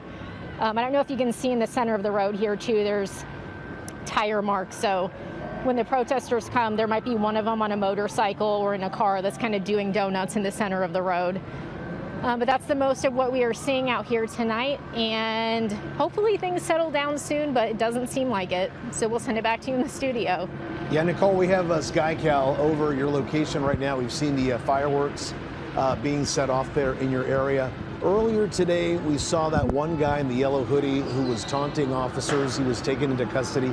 Have you seen anybody else in your area there being taken into custody, Nicole, and being taken away? Because as you said, this kind of game of cat and mouse eventually is going to get old. These officers are going to perhaps move in and arrest somebody. Yeah, I'm sure they're super tired of it at this point. Maybe at about 8:30ish, we saw them walking one person over to the back of a police car, so it seemed like they were detaining that person, but we didn't have eyes on what they were doing before that, so I don't know if that was somebody who was lighting off fireworks or just like getting up in the law enforcement officers' faces or going into an area they weren't supposed to be in. But we haven't seen any other arrests or detentions going on out here. We haven't seen police officers moving into an area with like any handcuffs or the little zip ties that they sometimes use at these things. So it doesn't seem to me like they have a big plan in place yet to start detaining people. It seems like they're just continuing to move them down the street and hope that people eventually go home before things get to that point. But they are being successful in keeping people, farther away from the federal building, which is what the National Guard is working on protecting tonight. Yeah, from KCAL, you can see definitely the officers there in place, and it's hard to even pinpoint where the protesters are in this shot, right, Susie? Absolutely. Tom Waite live in downtown LA. Tom, the last we spoke with you, there was some escalation. Have things calmed down since? They have. I'm just giggling because the last time you saw me, I think I was running. But yeah, things are better. So take a look at this right now. This is a DoorDash bike. I don't know if you can see. It's pretty mangled. So what happened here is this bike was put in the middle of the road, and an LAPD cruiser ran over it. We'll show you that video in just a second. Before we get to that, I just want to get you kind of give you a sense of what's going on now. This is not far from where we were at 2nd and San Pedro, where we saw police move in and really intensify their. Sorry, I have a man sticking a microphone in my mouth. So there is. So we saw them. We saw them using their operation to get the crowd cleared and to break up the crowd, and everyone kind of moved out of the way. Let's take you back though just a few minutes so you can see exactly what happened when all this unfolded.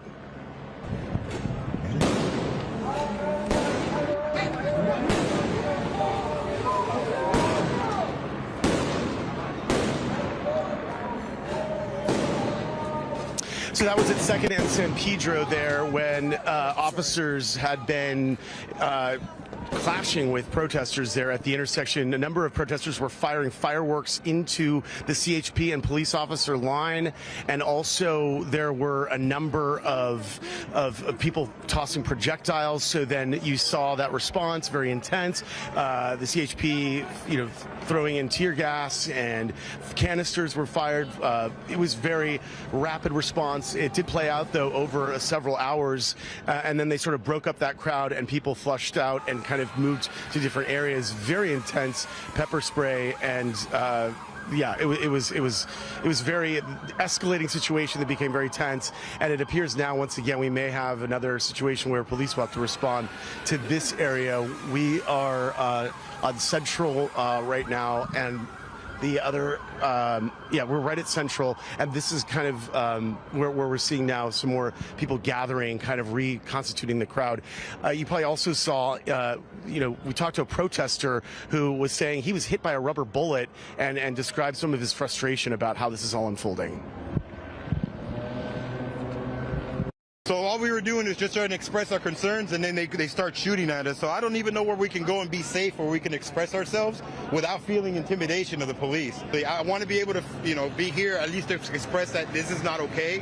At the same time, I know that there's laws that's being broken, but I can't control that. All I can control is my feelings and express that this is not right. They should not be coming into our city and shooting us with rubber bullets while we're trying just to express our concerns, just to get them to do things a different way. Now, to be fair, I witnessed, a number of these activists who were chucking things into and throwing things into the police line. Right now, it looks like once again we're going to have some police activity, so we're going to push back here. But you know, obviously, we sympathize with protesters who are not. Who are not committing any violent acts, and there's so many of them here. Most of them, a vast majority, are here protesting in a way that's very peaceful. There are a handful number. Oh wow, look at this! They're going after the. A police cruiser just moved through some gates, and protesters, some of these folks ran up to the car and started throwing things at it and hitting it. We're seeing more people tossing projectiles. So this crowd really just did not disperse. It appears to be remnants of the one that was on San Pedro and 2nd Street, where we saw a lot of that intense escalation play out. So it's just, as the night wears on, police using their tactics to try to break things up and move people home. But it's so far not working, at least with some of this group here. And we'll see how this plays out. But that was a very aggressive and hostile move by someone who ran up to the police car, hit it with something, threw something at it. It would happen very quickly. That police officer or CHP trooper kept moving, kept going, and yeah, that's kind of where we stand right now. I don't see any police officers directly in this area. Yeah, go ahead, actually, Courtney, Tom, say it again. On the right side of our screen, what we're looking at, Tom, is someone actually being arrested and being placed into the back of a police car, actually. Mm-hmm. So they are still making arrests at this hour right now where Tom is. And okay, yeah. we have Lori Perez also there on the ground. Let's see what the perspective is like from her vantage point. Lori. Well, our perspective is we are sheltering in this little alley, this little front way of this store, because as we were making our way down 1st Street and heading towards San Pedro, all of a sudden, I mean, it was sheer chaos. On one side, you had protesters launching all sorts of projectiles, glass bottles and rocks, and then coming at us from the police officers, they were shooting less lethal weaponry, including pepper bullets that sorry, I'm getting all flustered here because this just happened. Pepper balls at us, and those were exploding, and it was just really chaotic for about 2 minutes there. In fact, some of the protesters also ran into this little entryway with us to kind of seek shelter from everything that was going on the street. It has now, as people have fled, gotten a lot quieter. We're a little hesitant to leave this little entryway because I am not interested in getting hit by anything, rocks or non-lethal tools, any of that. So, but that is just giving you another perspective from the other side of where Tom is, of just how tense this situation is and how tense it is on the streets in this part of downtown Los Angeles at this moment. So Lori, when that was all happening, did you see any officers around you, LAPD officers near you? Yeah, there. I don't know if we can show. If we can show you, there are law enforcement officers in a line down there. Those are sheriff's deputies, not LAPD, but those are the ones who were, returning fire to what the protesters were hurling at them. Yeah, you have had a couple of wild nights there, Lori, so we're glad you're staying safe, that you're in that little alcove there, Thank you. staying away from, what could be some trouble. From SkyCal, we see the streets are kind of empty right now, but as Tom was showing us, any minute now, suddenly you can have a crowd kind of rush in and things change really second by second. Yeah, and that's really what happened to us is we were making our way, frankly, trying to get from 3rd and Alameda back to our news van, or at least in the general direction, because we're some miles from that. And it was super quiet. We were going down pretty peaceful streets. And then all of a sudden it seemed it just erupted. There were a lot of protesters or agitators around us at that point, and then it flipped like a switch. I saw a couple rocks being thrown, and then I thought, oh my God, and then I just heard all of the firing, and so that's when we ducked into the little alcove. Well, I'm glad that you're being careful out there. Let's go to our Mike Rogers on the desk with some new information for us, Mike. Yeah, I wanted to point this out. Actually, Kelly, our director, noticed this. This is the Adidas store, the same Adidas store as last night that was looted, and it looks like it may have happened again. The door is shattered and laying on the ground. The second story window is broken. That was from last night, but officers back here again tonight, what appears to be the looted store again.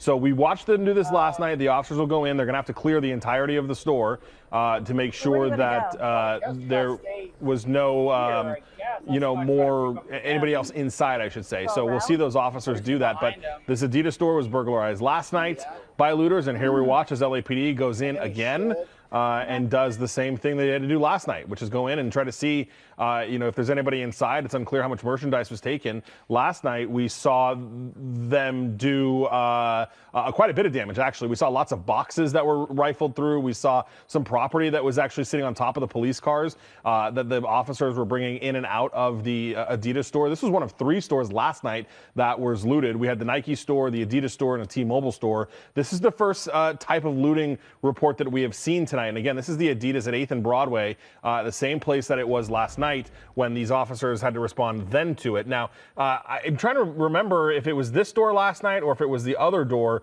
that they got in through last night. You would assume that whatever door was broken last night, I don't imagine was replaced already. It probably was boarded up. But it's this interesting way that these doors just kind of fall forward and land straight on the sidewalk there. We saw it at the Nike store. We saw it here at the Adidas store. So I'm not sure what they're using to be able to pry those doors open, but they're certainly doing something that is allowing them to get those doors open and lay them flat on the ground, or shatter on the ground really when they fall. And we'll try to get a count from LAPD about how much was taken here, when this all happened. You can see a significant number of officers, which also goes to show the amount of resources that they have tonight. Last night, when they were dealing with these looting situations, they were only able to get maybe 2 or 3 patrol cars to these locations and try to get through and search the building. Tonight, when we were just a little bit further zoomed out, you can see 4 or 5 police cars here that were able to respond to this. They're all from Central Division, too, which is also of note that LAPD is able to return some of their Central Division officers back to patrolling their own division here while they're using some of these outside agencies. 1, 2, 3, 4, 5, 6, 7,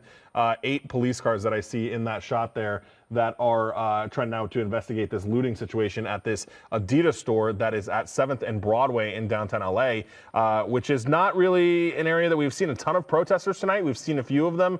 We saw somebody moments ago getting arrested similar to this in this area as well. So unclear exactly when this happened. Clearly fresh, though, because we just watched those officers walk into the Adidas store here, and they'll have to go through it methodically. We know that this Adidas store is at least 2 stories, because last night we peered through the 2nd story window and we saw one of the windows was shattered. We saw shoe boxes and everything on the ground, and whatever it was quick, because we also saw shoe boxes laying in the street. LAPD was able to pick up some merchandise off the street and get them in. And, it's just a frustrating thing for business owners, especially in this downtown area. Every time we have protests here in the Los Angeles region, they always seem to center in downtown LA. And unfortunately, a lot of times our downtown Los Angeles business owners are the ones that take the brunt of what is going on, not only by looting, but by vandalism. We are fortunate enough to have Mayor Karen Bass on the phone with us right now. Mayor Bass? Yes. Hi, it's Pat and Rudabeh and Mike. Thank you so much for joining us tonight. So I know you are monitoring probably our station for sure and looking at these pictures that you're seeing. We heard the press conference earlier today, and we know that the LAPD has certainly had reinforcements. So yes. Go ahead. Yes, absolutely. And I will tell you that I am disheartened by what I see. We had peaceful protests this afternoon with thousands of people, and unfortunately, there's always these situations where people hang around that have no intention of supporting the cause of immigrant rights, but their intention is to just create mayhem. And I am disheartened and extremely angry at what I see downtown in terms of the vandalism, the graffiti that has just defaced buildings all over the place. And this is just unacceptable. But I do have to say, Pat, that none of this would have happened if there hadn't been an ICE raid on Friday. And so I believe that this, unfortunately, was provoked by actions from the federal government. I feel like Los Angeles, we're in a laboratory. We're a test case of what happens when the federal government steps in and takes over power away from the governor, away from local authorities.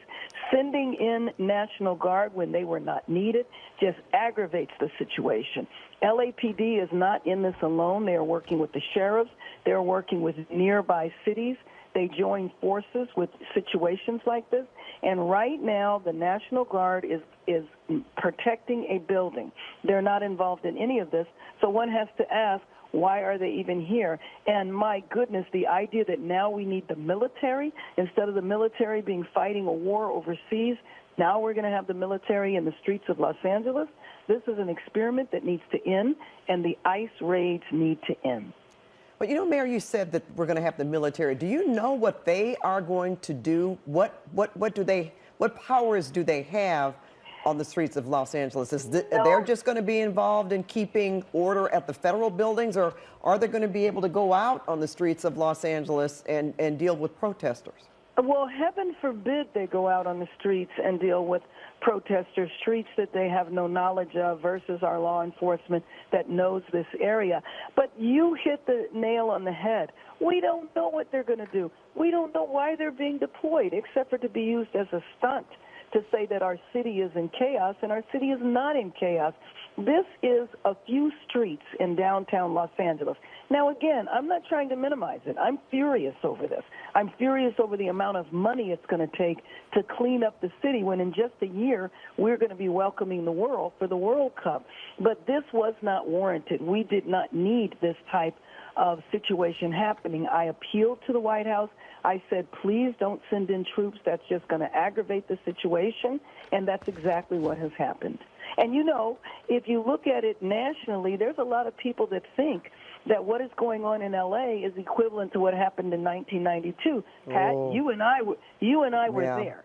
You and I know this is nothing like that. This is isolated to a few streets in downtown Los Angeles. This is not happening citywide. And the majority of the people, the overwhelming majority of the thousands of people that showed up for the rally today were 100% peaceful. I don't know who these people are.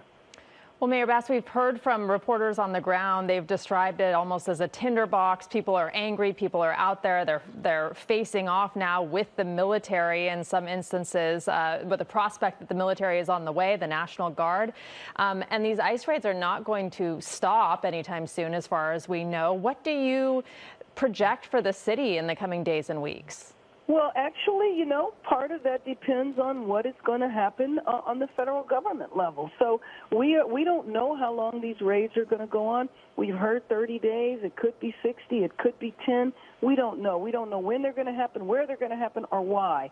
But what we do know is that what we've seen so far does not warrant the level of aggression that we are seeing. So, for example, when the administration came in, they said they were going to go after gang members. They said they were going to go after violent actors, violent felons.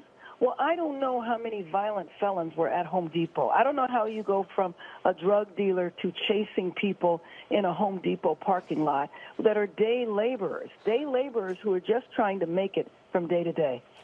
Do you have any information, Mayor Bass, on the many people that were at the Metropolitan Detention Center? We heard from some families earlier today who were very distraught because they don't know, they haven't received any information about their loved ones or where they could possibly be, if they're even still at the detention center. Do you have any updated information? No, and can you imagine the terror that a family would feel? You know, I mean, are my relatives here? Have they been sent off to the prison in El Salvador? Have they been sent to Venezuela? I mean, this is just a horrible way to basically create a sense of terror in a population that is so unnecessary. Let me give you a story that's even more egregious than that. We are hearing reports of people who are in the country legally. They have their green cards or whatever documentation. Once a year, they have to go to the immigration offices to report in. They're getting appointments, they're going in, and they're being detained and up for deportation. And so what that's going to do is that means that people are going to now go undercover, they're going to miss their appointments, and then they will fall out of legal status, they will become undocumented, and then they'll get arrested. Why would we do this to the nation's second largest city now? How is this supposed to help anything? It would be one thing if there was some massive problem that we were having regarding public safety on Thursday that warranted enforcement actions on Friday. None of that was happening. Mayor Bass, I want to ask you another question. You know, you said earlier today that people that vandalized downtown Los Angeles and committed crimes, that they can't hide. They may not have been arrested right away, but they will be arrested. I want to know, does that still hold, and how difficult is it for people that are out there even tonight with masks on? It is difficult. It is difficult. But I know that investigations will take place, and there's enough people out there without masks on. There's other identifying ways to look at people, and in talking to some of the law enforcement officers, they gave me a variety of examples, not necessarily appropriate to discuss here, but they are able to identify people in a variety of ways, even if they are masked. Okay, what can you tell us about, I know, again, you're disheartened watching these pictures tonight, but obviously business as usual in downtown Los Angeles as far as businesses are concerned? Yeah, well, yes, to the extent they can, but you know that a lot of people are working remotely right now. You know that people are worried about coming to downtown. So, you know, business might be usual in one way, but if this goes on for 30 days, then it has a serious impact. Mayor, what kind of plans are you making for the next 30 days, assuming that these ICE raids continue, assuming that people continue to pour out onto the streets, and assuming that the federal government continues to send in troops and other resources? Well, first of all, I don't want to assume any of that.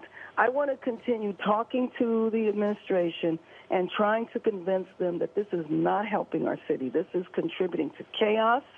And it looks very intentional, and that's no way to bring our city together to prepare for the World Cup.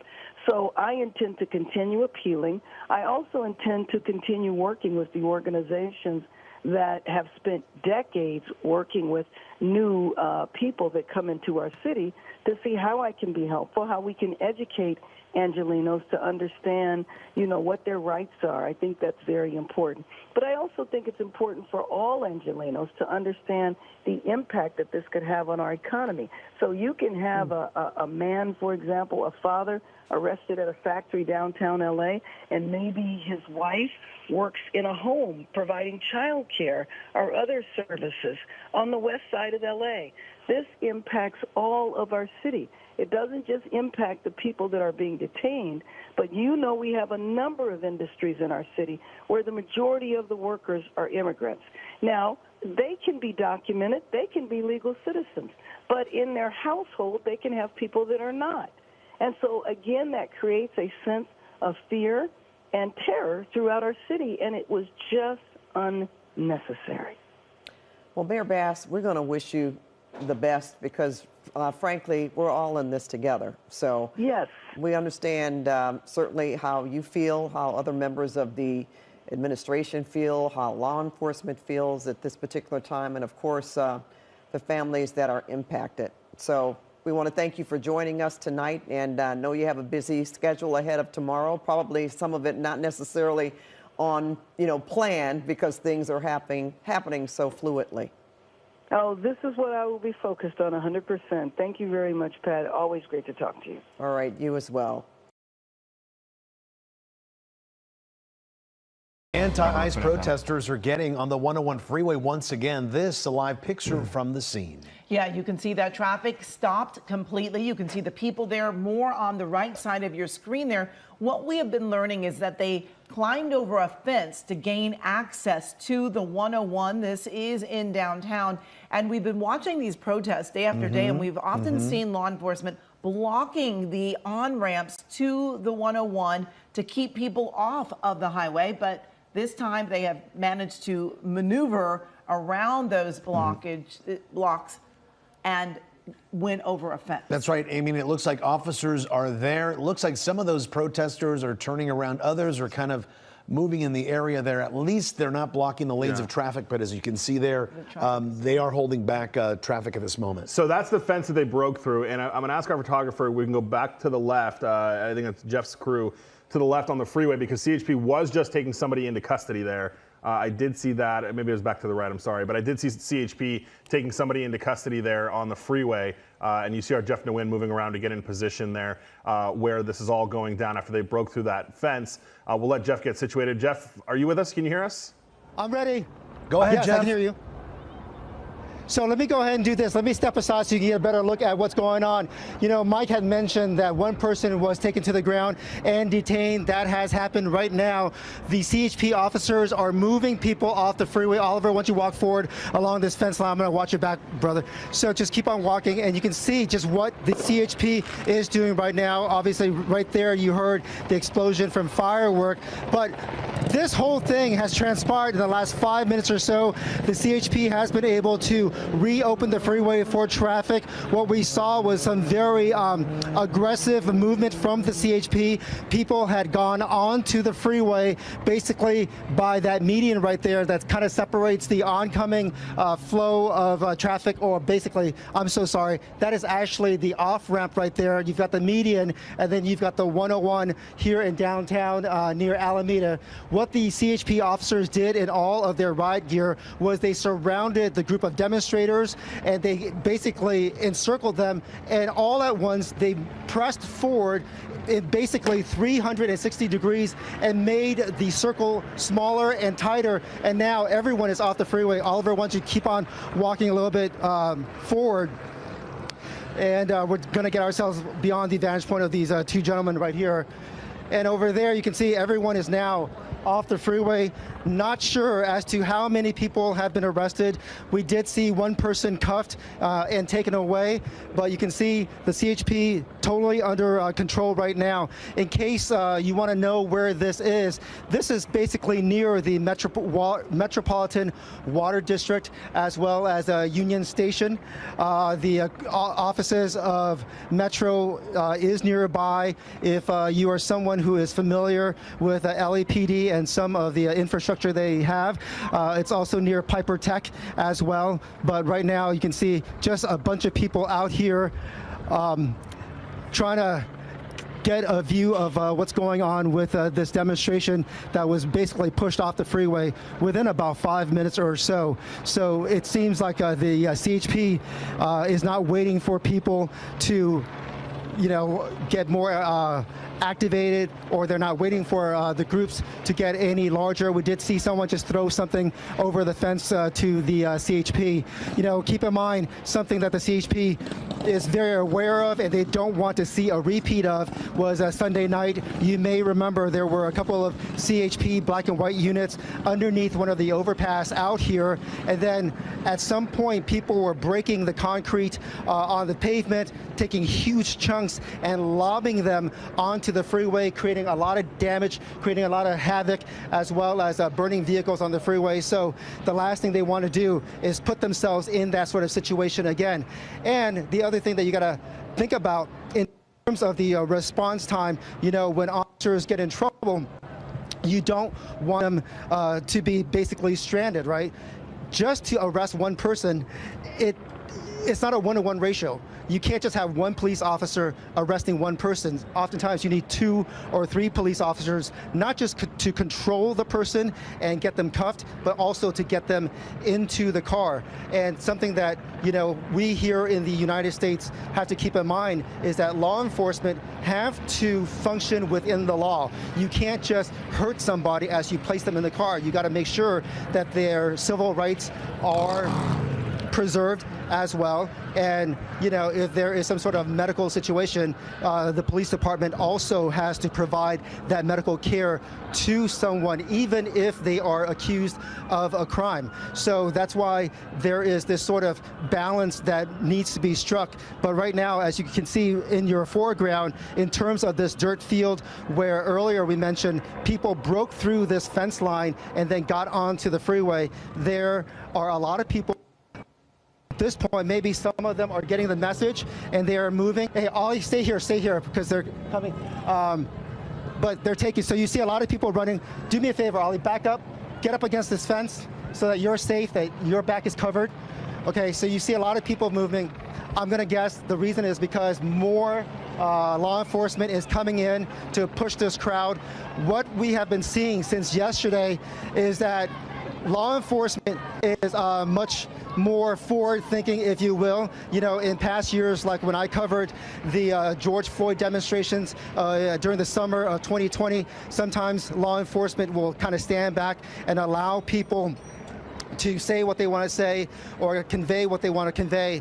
But since yesterday, we've been seeing them basically utilizing their right to call off or call for an unlawful assembly and order to disperse much quicker. About half an hour ago, we heard an order to disperse outside the federal detention center, and some people moved away, and at some point, as they were moving away from the detention center, they broke through that fence line that Oliver has been showing you. But right now, in terms of that dirt field, we are seeing far more journalists than demonstrators, as a lot of these people are just walking away from the scene. So I don't know what led to that. I didn't hear any sort of non-lethal munitions used.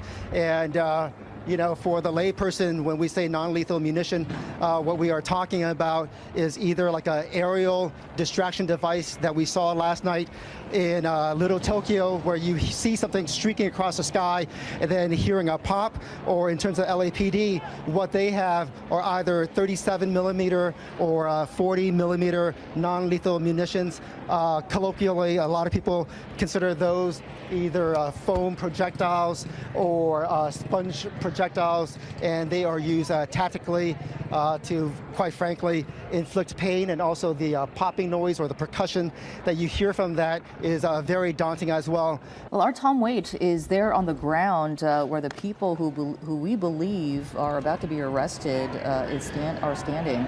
Let's go out to him and get the very latest. Tom. Yes, you've seen one, Mike. It does appear that there's some action about to happen there. It's kind of hard to see exactly. I mean, you can see better than I can because Anna's able to zoom for you. It's a little difficult for me to make out what's happening, but there's as Mike and all of you have pointed out, there's a bunch of police kind of blocking and boxing in these folks. I don't know if they know what's about to happen, and I'm kind of curious too, like, are they doing this deliberately? Do they want to be arrested in just sort of a show of civil disobedience? It's unclear to me, and it's hard for me to really, it's getting a bit darker, so it's hard for me to kind of get a sense of their body language or their demeanor. You probably can tell a bit better than I can. And I'm wondering too, just behind me on the other side, we'll spin around, this group of people over here, I wonder what action may be taken soon as well. I mean, they're definitely playing with fire over here in terms of, you know, hanging out here after the curfew, and you know, some of them are yelling things at the police and trying to antagonize them, I think. Some are being, again, all very peaceful at this point. No one has done anything like thrown anything at them. But you know, it is your First Amendment right, I suppose, to chant and say things. I think just you know, the question is, in these volatile situations, you don't want to be accused of inciting something and so forth. But people here, I think, you know, sort of thinking in their heads maybe they're expressing their First Amendment rights, being peaceful, and certainly they are, but there is a curfew. So now the question is, will police enforce this curfew with the same urgency that they that they did is in terms of moving in here and breaking up this crowd and sending people on their way. And I'm just looking over on the other side once again to see if I see any action here with any arrests. I don't see anybody being arrested quite yet. It's hard to tell. Yeah, it looks like they're kind of just holding the position there in that spot that Mike was talking about by the parking garage. But I do see some action here with police kind of up. We're basically on this ledge above the street and kind of observing everything from this spot. Oh, you saw me. That's right on the. Oh, there's another group on the other side on the. I believe that's the north-south. That's the east side over there on Los Angeles and Temple. So yeah, there may be some arrests as well. So yeah, we're kind of in this like static kind of holding pattern right now, waiting to see what's next. I think it's pretty safe bet to know that there's probably another wave or column of officers not far from here waiting to continue this operation. And as we've seen, that they do it, and they do it very quickly, to the point where it's like flash, bang, boom. They show up and all of a sudden, they swarm and they take action. So we'll see. I mean, this is a group out here that's being very persistent. Again, just chanting, doing nothing, in terms of nothing even remotely violent but the issue is there is a curfew. So, the question becomes how do police handle this? Tom, as the National Guard stayed put for the most part, they were on the steps there of the federal building pretty much all day. Yeah, I have not seen them move from that spot. There's a large group of them in front of the building, but I don't see any movement. They've been just static, kind of standing there. Yeah, the officers have been very nice to us up here and been very. Was that cool? Yeah, cool. Yeah, we were just given a direction we have a little more space to walk around. We're just trying to be good reporters over here and help it out as much as we can to not interfere with anything and just let people on either side, whether with police or with protesters, we want to let everything play out the way people choose and not get in anybody's way. So yeah, we'll just wait and see what the next step is here. But there is a contingent of people who are standing here in this area, and I am very curious to see what happens next. I will say this: it is, watching all this play out the last few days, it's sad in so many ways just to see the pain that people are going through in the city. I mean, just the anger, the frustration, the hurt, and to see our city in turmoil like this, to see all the graffiti, to see police in the streets in riot gear and people confronting them. I mean, it's a bummer, and I know that's the understatement of the year, but it's such a sad thing to see this level of tension and between our citizens, our authorities, and to see this play out in such a volatile way. All right, Tom, we're going to give you a little bit of a break. We want to go to Lori Perez, also there in downtown Los Angeles, covering this first night of a curfew here in downtown LA. Lori, take it away. Yeah, we're not too far from where Tom is. He's just about a block away in this direction. But I want to show you that the different kind of scene that's playing out just a block away. You can still see there are plenty of people still on the streets. I'm not sure, as Tom was saying, are they aware of the curfew? Are they deliberately just ignoring it, or are they waiting to see what might go down? So there are an awful lot of people still on the sidewalks here. And then, very busy traffic. It seems we did see people kind of scurrying to their cars, likely aware of the curfew and trying to get to where they need to be and out of this curfew area as quickly as they can. We saw a lot of people, in fact, who we had seen at the Interfaith Vigil up at Grand Park, people who were still carrying pamphlets from that vigil, obviously headed towards their parking spots and towards their cars so that they can get out of the city in order to comply with the curfew. But here at this location where we are, you can see a lot of people just milling about, taking videos apparently, and just look at this guy. He's up on the telephone pole. Mojo, you see this? This kid is up on the light pole. Obviously not a safe situation for that, but they're just kind of lingering. For sure, word has spread about the curfew, but for whatever reason, they are hanging around and not going home as they should be. Across the way, you can see at the back of City Hall, there are plenty of law enforcement officers standing on the patio there. they have been there for the last couple of days when we have been to here in downtown Los Angeles covering the protests, and then later in the night covering some of the unrest after the protests. So they've been here as we have been for days, and they are overseeing this, kind of watching, waiting to see perhaps if LAPD will eventually start to arrest these people, because clearly there are lots of people. In fact, some people still coming down in this direction. So, you know, it's interesting to see this, and we'll have to see what happens in the next couple of minutes here. But a lot of activity, and not quite the clearing out that we anticipated we would see at this time, because, you know, it's what is it, 8:30? Yeah, so 8:36. So for sure, if these people were trying to get home, they would have made their move. Lori, have you heard anything from law enforcement there on the ground telling those protesters or people milling about, as you mentioned, to go home? The curfew is in effect? You know, I haven't. You know, we've heard over the last couple of days when there have been dispersal orders and that kind of thing, we've heard them using the megaphones and making announcements saying, you need to get out of here, you need to go home, you don't have to stay here, but you can't, you know, you can't stay here, but you got to go somewhere other than this place. We have not heard that yet. I would anticipate that they will start to do that if these people do not start getting out of the way. But, you know, I heard you mentioning Tom got that alert. We got the alert as well. Our security guards also got the alert indicating, hey, if you're in downtown Los Angeles, there is a curfew in effect. You need to get going. I'm expecting that these people would have already gotten that. But again, they are not choosing to comply. Lori just got a text message from our Tom Wade out there. He said that they are making announcements where he is. Officers have gone on megaphones and they've started making announcements. So if it's not clear, if they didn't get the emergency alert on their phone, clearly now officers are making it pretty clear. He says they're doing it again now. So most likely we may see some more movement. Do you hear anything, Lori? Yeah, I'm just starting to hear it. Like I said, we're only about a block away from where Tom is, so I can just barely hear it, but I can hear, you know, what sounds like people talking over a megaphone. You know, that's a familiar kind of sound. And we're seeing there were some motorcycles that were up on the patios here. They're coming off, so they are definitely scattering at this point.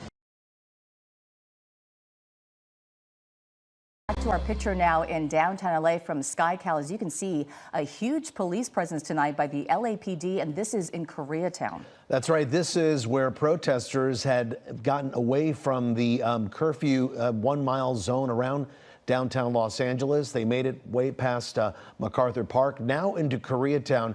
Earlier, you see them marching on the street there. This was near MacArthur Park, and eventually making it all the way into the Koreatown area, where officers there are apparently arresting them. Let's go to Mike Rogers at the desk for more. Mike. Hey guys, yeah, so we are basically in the I'm gonna area be at my of spot. Beverly and Wilshire here, where they are making these arrests. So LAPD have been following them. Wilshire is where they've been marching the entire time. So they marched out of downtown LA over the bridge, which you're looking on the right side of your screen when they walked through MacArthur Park. LAPD had been following them. They did at some point say, you know, you guys need to disperse and what have you. Now they are making these arrests here after they've been kettled. And you see that on the left side of your screen. We explained kettling is when they surround them from both sides and eventually start to squeeze down on them, and they will make these mass arrests that you see here. This is a good chunk of people that are kind of caught up in this. I would say maybe, you know, 50 or so people that are in the middle of this. I want to ask Oliver to pull the shot out a little bit and pan down, and you'll see there's a large crowd that has also gathered to start watching. So a minute ago, we saw a bunch of these LAPD motor units come in to protect, you know, the operation of the arrest. So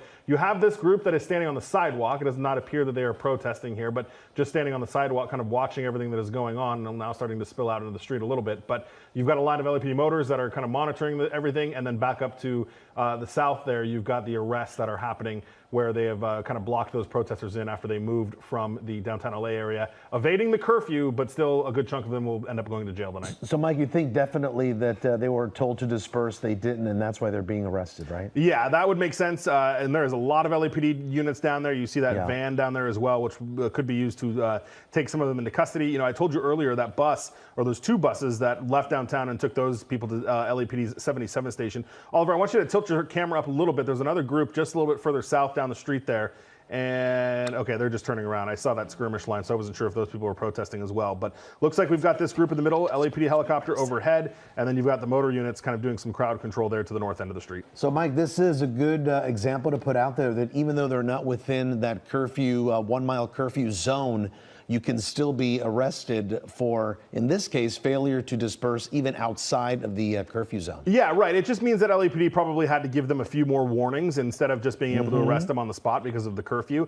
They had to probably issue a dispersal order or potentially an unlawful assembly order. Remember, you have a First Amendment right to free speech and you have a First Amendment right to protest, but there are certainly limits to that in this country. And in this case, that includes blocking traffic, creating havoc. Now, I will be clear, we did not see these guys cause any damage. Right. We didn't see any spray painting, vandalizing, anything like that. But if you are impeding traffic or other types of situations, you will be subject to arrest. And it looks like, Ollie, can you get in a little tighter there, maybe digital zoom? It looks like they moved in and they took somebody into custody right there rather quickly, or a couple of people. See, they're pulling them out of the crowd there. You got one set of officers going to the right. Yeah, there we go, Ollie, thank you. And then you've got this guy right here at the bottom of your shot there in front of the patrol cars that is being taken into custody as well. So looked like they kind of moved in and picked specifically that person out of the crowd. I'm not sure if there was something going on with him, but it looks like they were pretty targeted in who they were taking right there. Mike, I even see some kids there in the middle of the shot. Do you see them? Yeah, or younger people. Yeah, definitely, at least. Definitely younger people. And I think there may have been this sense of, oh, we're outside of the curfew area, we'll be okay. But again, if you're blocking traffic and you're, made quite the distance, by the way. Yeah, these guys started for at a long time. City Hall, and That's we are right. almost near, we're at the north end of Koreatown, almost into Hollywood. So they have made significant distance in their march tonight, and now it appears that they are going to be taken into custody. Yeah, and they covered all this area on foot, which is just amazing. It is quite a distance from downtown LA out to MacArthur Park. Crossing the 110. Crossing exactly. the 110 and now making their way into Koreatown, where you see there are many LAPD units there blocking the streets and kind of corralling them there in the middle of the street. And little by little, I guess they're going to be arrested at some point. We might see those white buses again arriving if they are going to be arrested. At this point, Mike, they're not going to be given another chance to disperse, right? Once you're kettled, it's game over. It's game over. And there's not really anywhere to go. That means many warnings have already gone out. Right, That's right. And there's a parking lot there on the right, but I don't think there's any kind of exit on that parking lot. So, there may be, and it's hard to see around the billboard there. A couple of things are also going on with KCAL. There's an LAPD helicopter down low, and we are also dealing with a marine layer, which makes it a little bit harder for us to kind of move around as much as we would like. But I don't believe that at this point that anybody's getting out of there. They will kind of systematically be taken into custody. Still looks pretty peaceful, Mike. Doesn't look like a lot of people are resisting. Yeah, and again, this is the last 2 nights with this curfew. That's mostly, large in a way, what we have seen is people that are understanding that they're going to go to jail. They are passionate enough about their cause here to be taken into custody, and they're going to do that, and they are doing that peacefully at this point. LAPD is, will slowly move in, and we have seen that in the downtown LA area where they'll pull people out one by one, put them into handcuffs, process them, make sure nobody has warrants and things like that. And then they'll be taken away to be booked for likely failure to disperse and in downtown being out past curfew. Mike, do you know what street this is on? Yeah, I believe this is Western, and this is Western and Clinton. So the major there is going to be Melrose. So it's on Western, just south of Melrose. It seems like the officers were kind of clearing and backing away from one of the corridors here. I see that too, and I wonder, Ollie, can you pan to the south? I wonder if they're going to bring in a bus. I wonder if they're clearing the way to bring in, I don't see them coming up right now, but I saw that too, Suze, or there's more activity on the right side of your screen there too, Oliver. I can't tell what that is, but yeah, go back all the way to the right. See those flashing lights up top? Nope, up. There you go, in that corner. I was trying to see if that's a sheriff's bus that's coming in. Oh, that's an ambulance. So that must be something completely different. Thank you, Oliver. But yeah, I would assume at some point they'll bring in one of those transport buses, so that may be why they're trying to clear the area here to be able to get those buses in.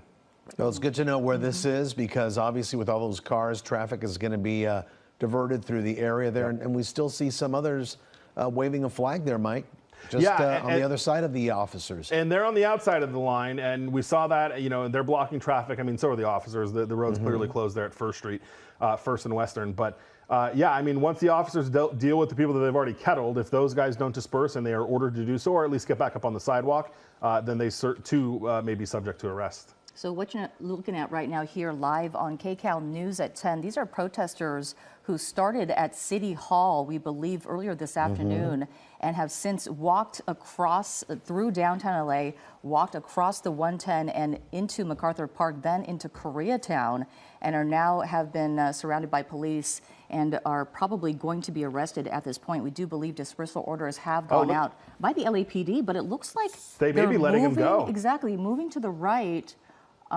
Maybe they're just saying, it does look like that's the case. Go Look at ahead that. and go home now. You know, again, these people are not defying a curfew order, as you may believe. Right. This is near downtown LA, but not within the parameters of the curfew order. So maybe they're saying, you know what, time to go home. Let's just, you know, Stay go on home the now. sidewalk. Exactly. And that looks like what's happening, right? They're outside the curfew zone, which is that 1 mile area around downtown Los Angeles where we've seen the majority of the protests. Officers kind of let them go up onto the sidewalk, and they're heading north in that shot right there. Most likely they're going to leave the area. They've already been talked to. Yeah. So my guess is that they won't be coming back. And I have to tell you, as many protests as we've covered here, I think this is probably the first time I have seen a group be kettled and then released. That almost never, ever, ever happens. I mean, we have seen them, you know, zip tied, you know, detained for a while, maybe an hour or so, and then released. They weren't even handcuffed. Yeah. Right. But I can't remember the last time I've seen LAPD kettle a group and then just kind of, you know, have a talk with them and say, go about your day and get out of here. So, you know, this group not going to jail tonight, but I'm very, very surprised that is the case after the stance that the LAPD took. Yeah, I mean, this group, again, a faction of the group that was much bigger earlier tonight before this curfew went into effect in downtown LA. This group moving during the 8 o'clock hour away from downtown and then into the Koreatown area is where they ended up here. As you can see, they've walked quite the distance, as Mike Rogers was mentioning on the desk. You know, they've walked all the way from downtown LA across the 110 through MacArthur Park into Koreatown. And they decided to stay outside and continue protesting. We saw many people in that crowd there still with their hands up. Of course, a reference to the shooting in Ferguson, Missouri with Michael Brown. That was the police shooting there. And we've seen that in protests as well. We see that tonight as well. You know, a lot of people out there, obviously, the last couple of nights, and we've learned that they're not just protesters who were out there. There were people who were looting and you know, leaving graffiti on walls, and Mayor Karen Bass really wanting to clamp down on that and saying that there will be a curfew for days to come, and this is the second night of it now. Well, we're going to keep SkyCal above the area throughout the newscast here. If anything should change, we'll definitely bring any updates to you. Thanks, Mike. Yep. Some people are not waiting for ICE to find them. They're self-deporting. Let's go to KCAL's Leslie Maring live in our newsroom. And Leslie, you have the story of a South LA woman who made the tough decision to move back to Mexico, leaving her family behind. Yeah, she left on Saturday after immigrating here nearly 36 years ago. Now, her daughter has been documenting the experience on social media, and it's garnered a lot of attention. She says they aren't encouraging people to self-deport, but felt their family had no other choice. Come with me to self-deport my mom after being in this country for 36 years. Julie Ear documented the moment her family left their South LA home for Tijuana on Saturday. This was the hardest thing I've ever had to do. Her mother, Regina Higuera, then took a flight to her hometown of Guerrero, Mexico, a place she hadn't visited in more than 2 decades, but where she now lives. Bye, Mom. Bye, Mom. Say bye to me. She made this decision out of fear. Julie says her mother made the decision to self-deport back in February, shortly after President Trump took office and promised to ramp up deportations. And that was the one thing that my mom was really scared of, to get deported without her consenting to it. That was her biggest fear. Regina, who worked as a garment worker in LA since she moved here at 15, left behind her 3 kids, including Julie, 3 grandkids, and her husband. But now in Guerrero, she sometimes calls her self-deportation retirement. She was able to build a small home in Mexico before moving and has family to lean on. This is the moment she hugged her mother for the first time in 22 years. Ay, mamacita, ¿cómo estás? And she says she understands why self-deporting isn't for everyone. No sé si fue la mejor o no la mejor para otras personas, pero como yo decido en mi vida, entonces para mí eso fue lo mejor y para mis hijas también. Nobody chooses to be illegal. on purpose. Anyone would choose to be legal on a heartbeat. Julie says her mom did try to fix her legal status, but says the process got too expensive for the family to afford. She had her work permit. That's why she had her social. She's in the system. She was paying taxes. Although the Trump administration has offered free flights and $1,000 to people who self-deport through Project Homecoming, Julie says her mother did not contact the government before leaving. I don't want to be a walking advertising to promote self-deportation, but I also don't want to tell people stay and endure the abuse and the violence that is happening. Well, the family says they are still living in fear of losing other friends and family to ICE raids, including Julie's stepdad, who will make the move to Mexico in a couple of months. Meanwhile, last month, DHS announced that 64 people had opted to self-deport on the first Project Homecoming charter flight. Susie?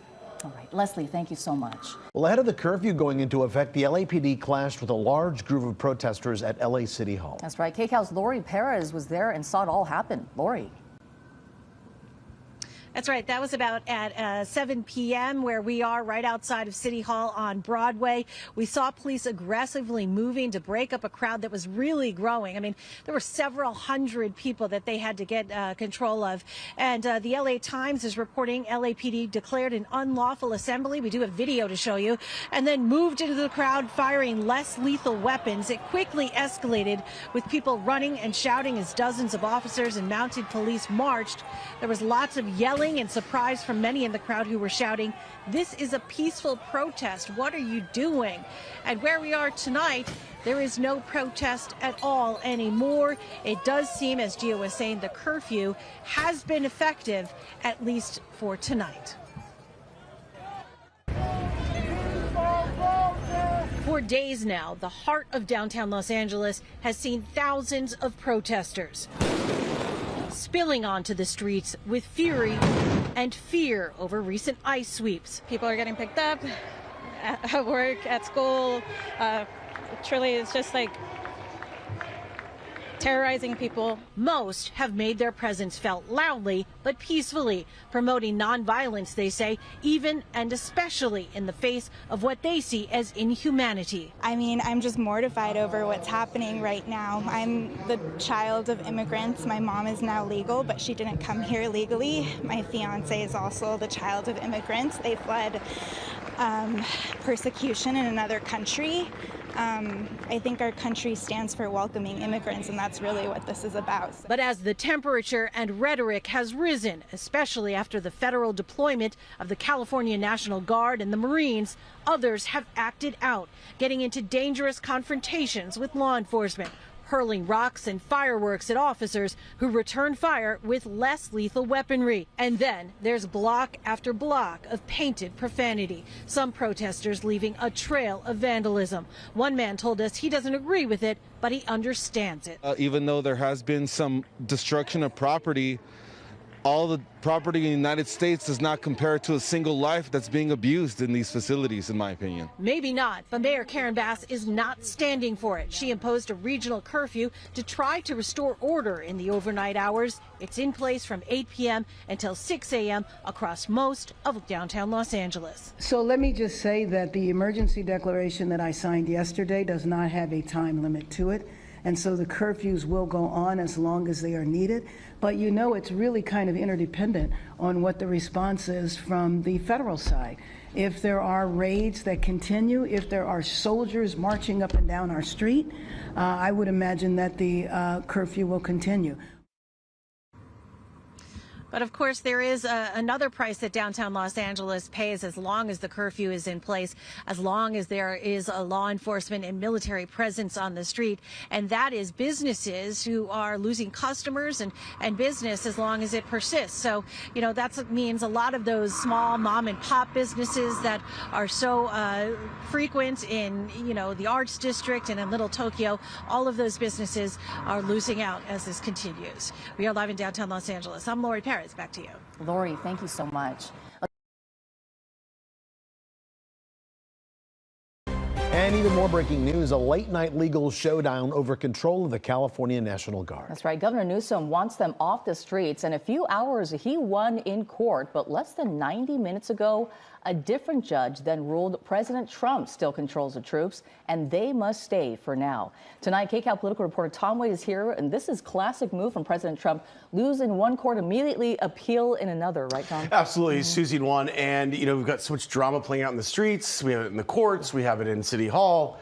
It is just nonstop. So all of this is moving at a dizzying speed tonight. Just hours ago, a judge ruled that Trump broke the law and seizing control of the Guard.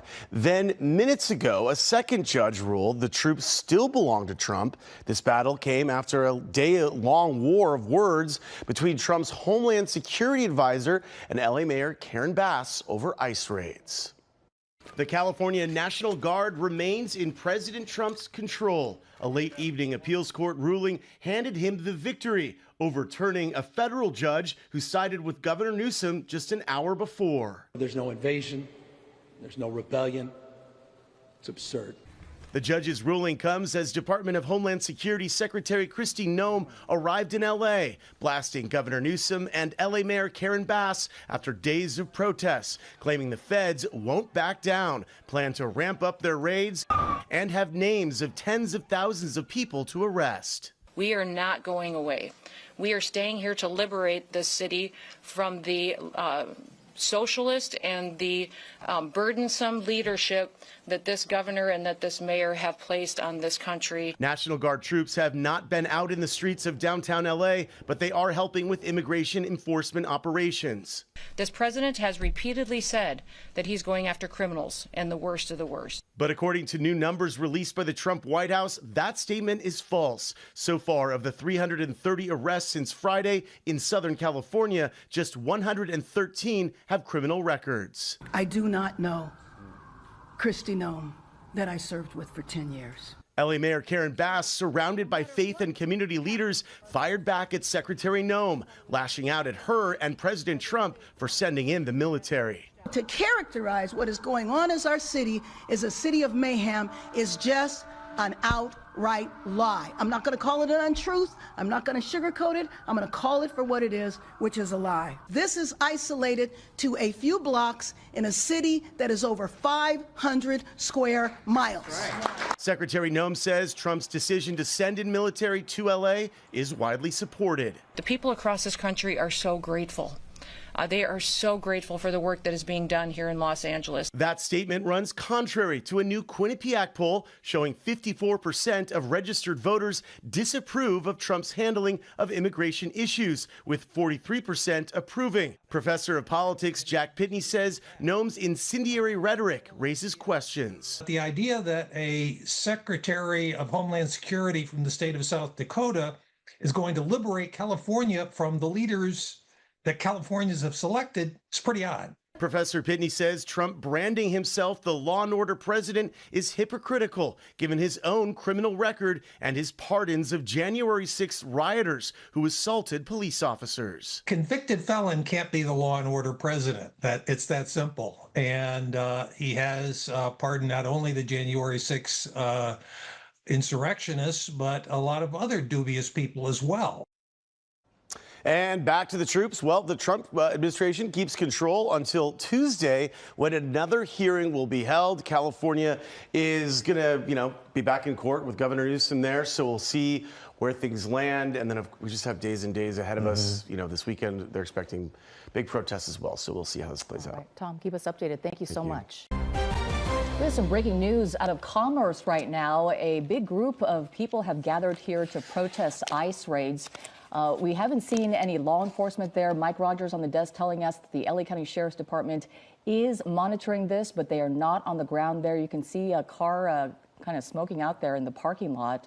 Maybe doing some donuts earlier. We don't know, but we don't know why that car is smoking. Doing a burnout, I think, is what it is. But yeah, again, no visible police presence out there. And we're going to keep monitoring the situation there. If anything should change, we'll let you know. But as Susie was saying, Sheriff's Department is monitoring this from a distance, and so far, they have not moved in. Well, meanwhile, it is night 7 of protests in downtown LA. Let's head to our Lauren Posen live inside the 1 square mile of downtown LA under a curfew in effect until 6 a.m. Lauren, how many arrests have you seen there tonight? At least it doesn't, Juan. You know, it's been quite a night. We're back over here at LAPD headquarters, and you can see officers are stationed all around it here as this continues. At around 7:11 tonight, rather, we all got alerts on our phones warning us, or alerting us, rather, about this curfew. But despite that, some people chose not to follow it, and they quickly found out exactly what happens when you don't. So let's go to that video now. Police arrested a handful of protesters near Alameda and Temple. We also saw a few vehicles connected to the protest towed from that area. Now, this is, of course, the third night of the curfew put in place by Mayor Karen Bass, and law enforcement is making it clear that they're enforcing it. We were also there as officers loaded on the protesters onto this white LAPD bus, and as they drove off, they were chanting chants of saying "Free Palestine."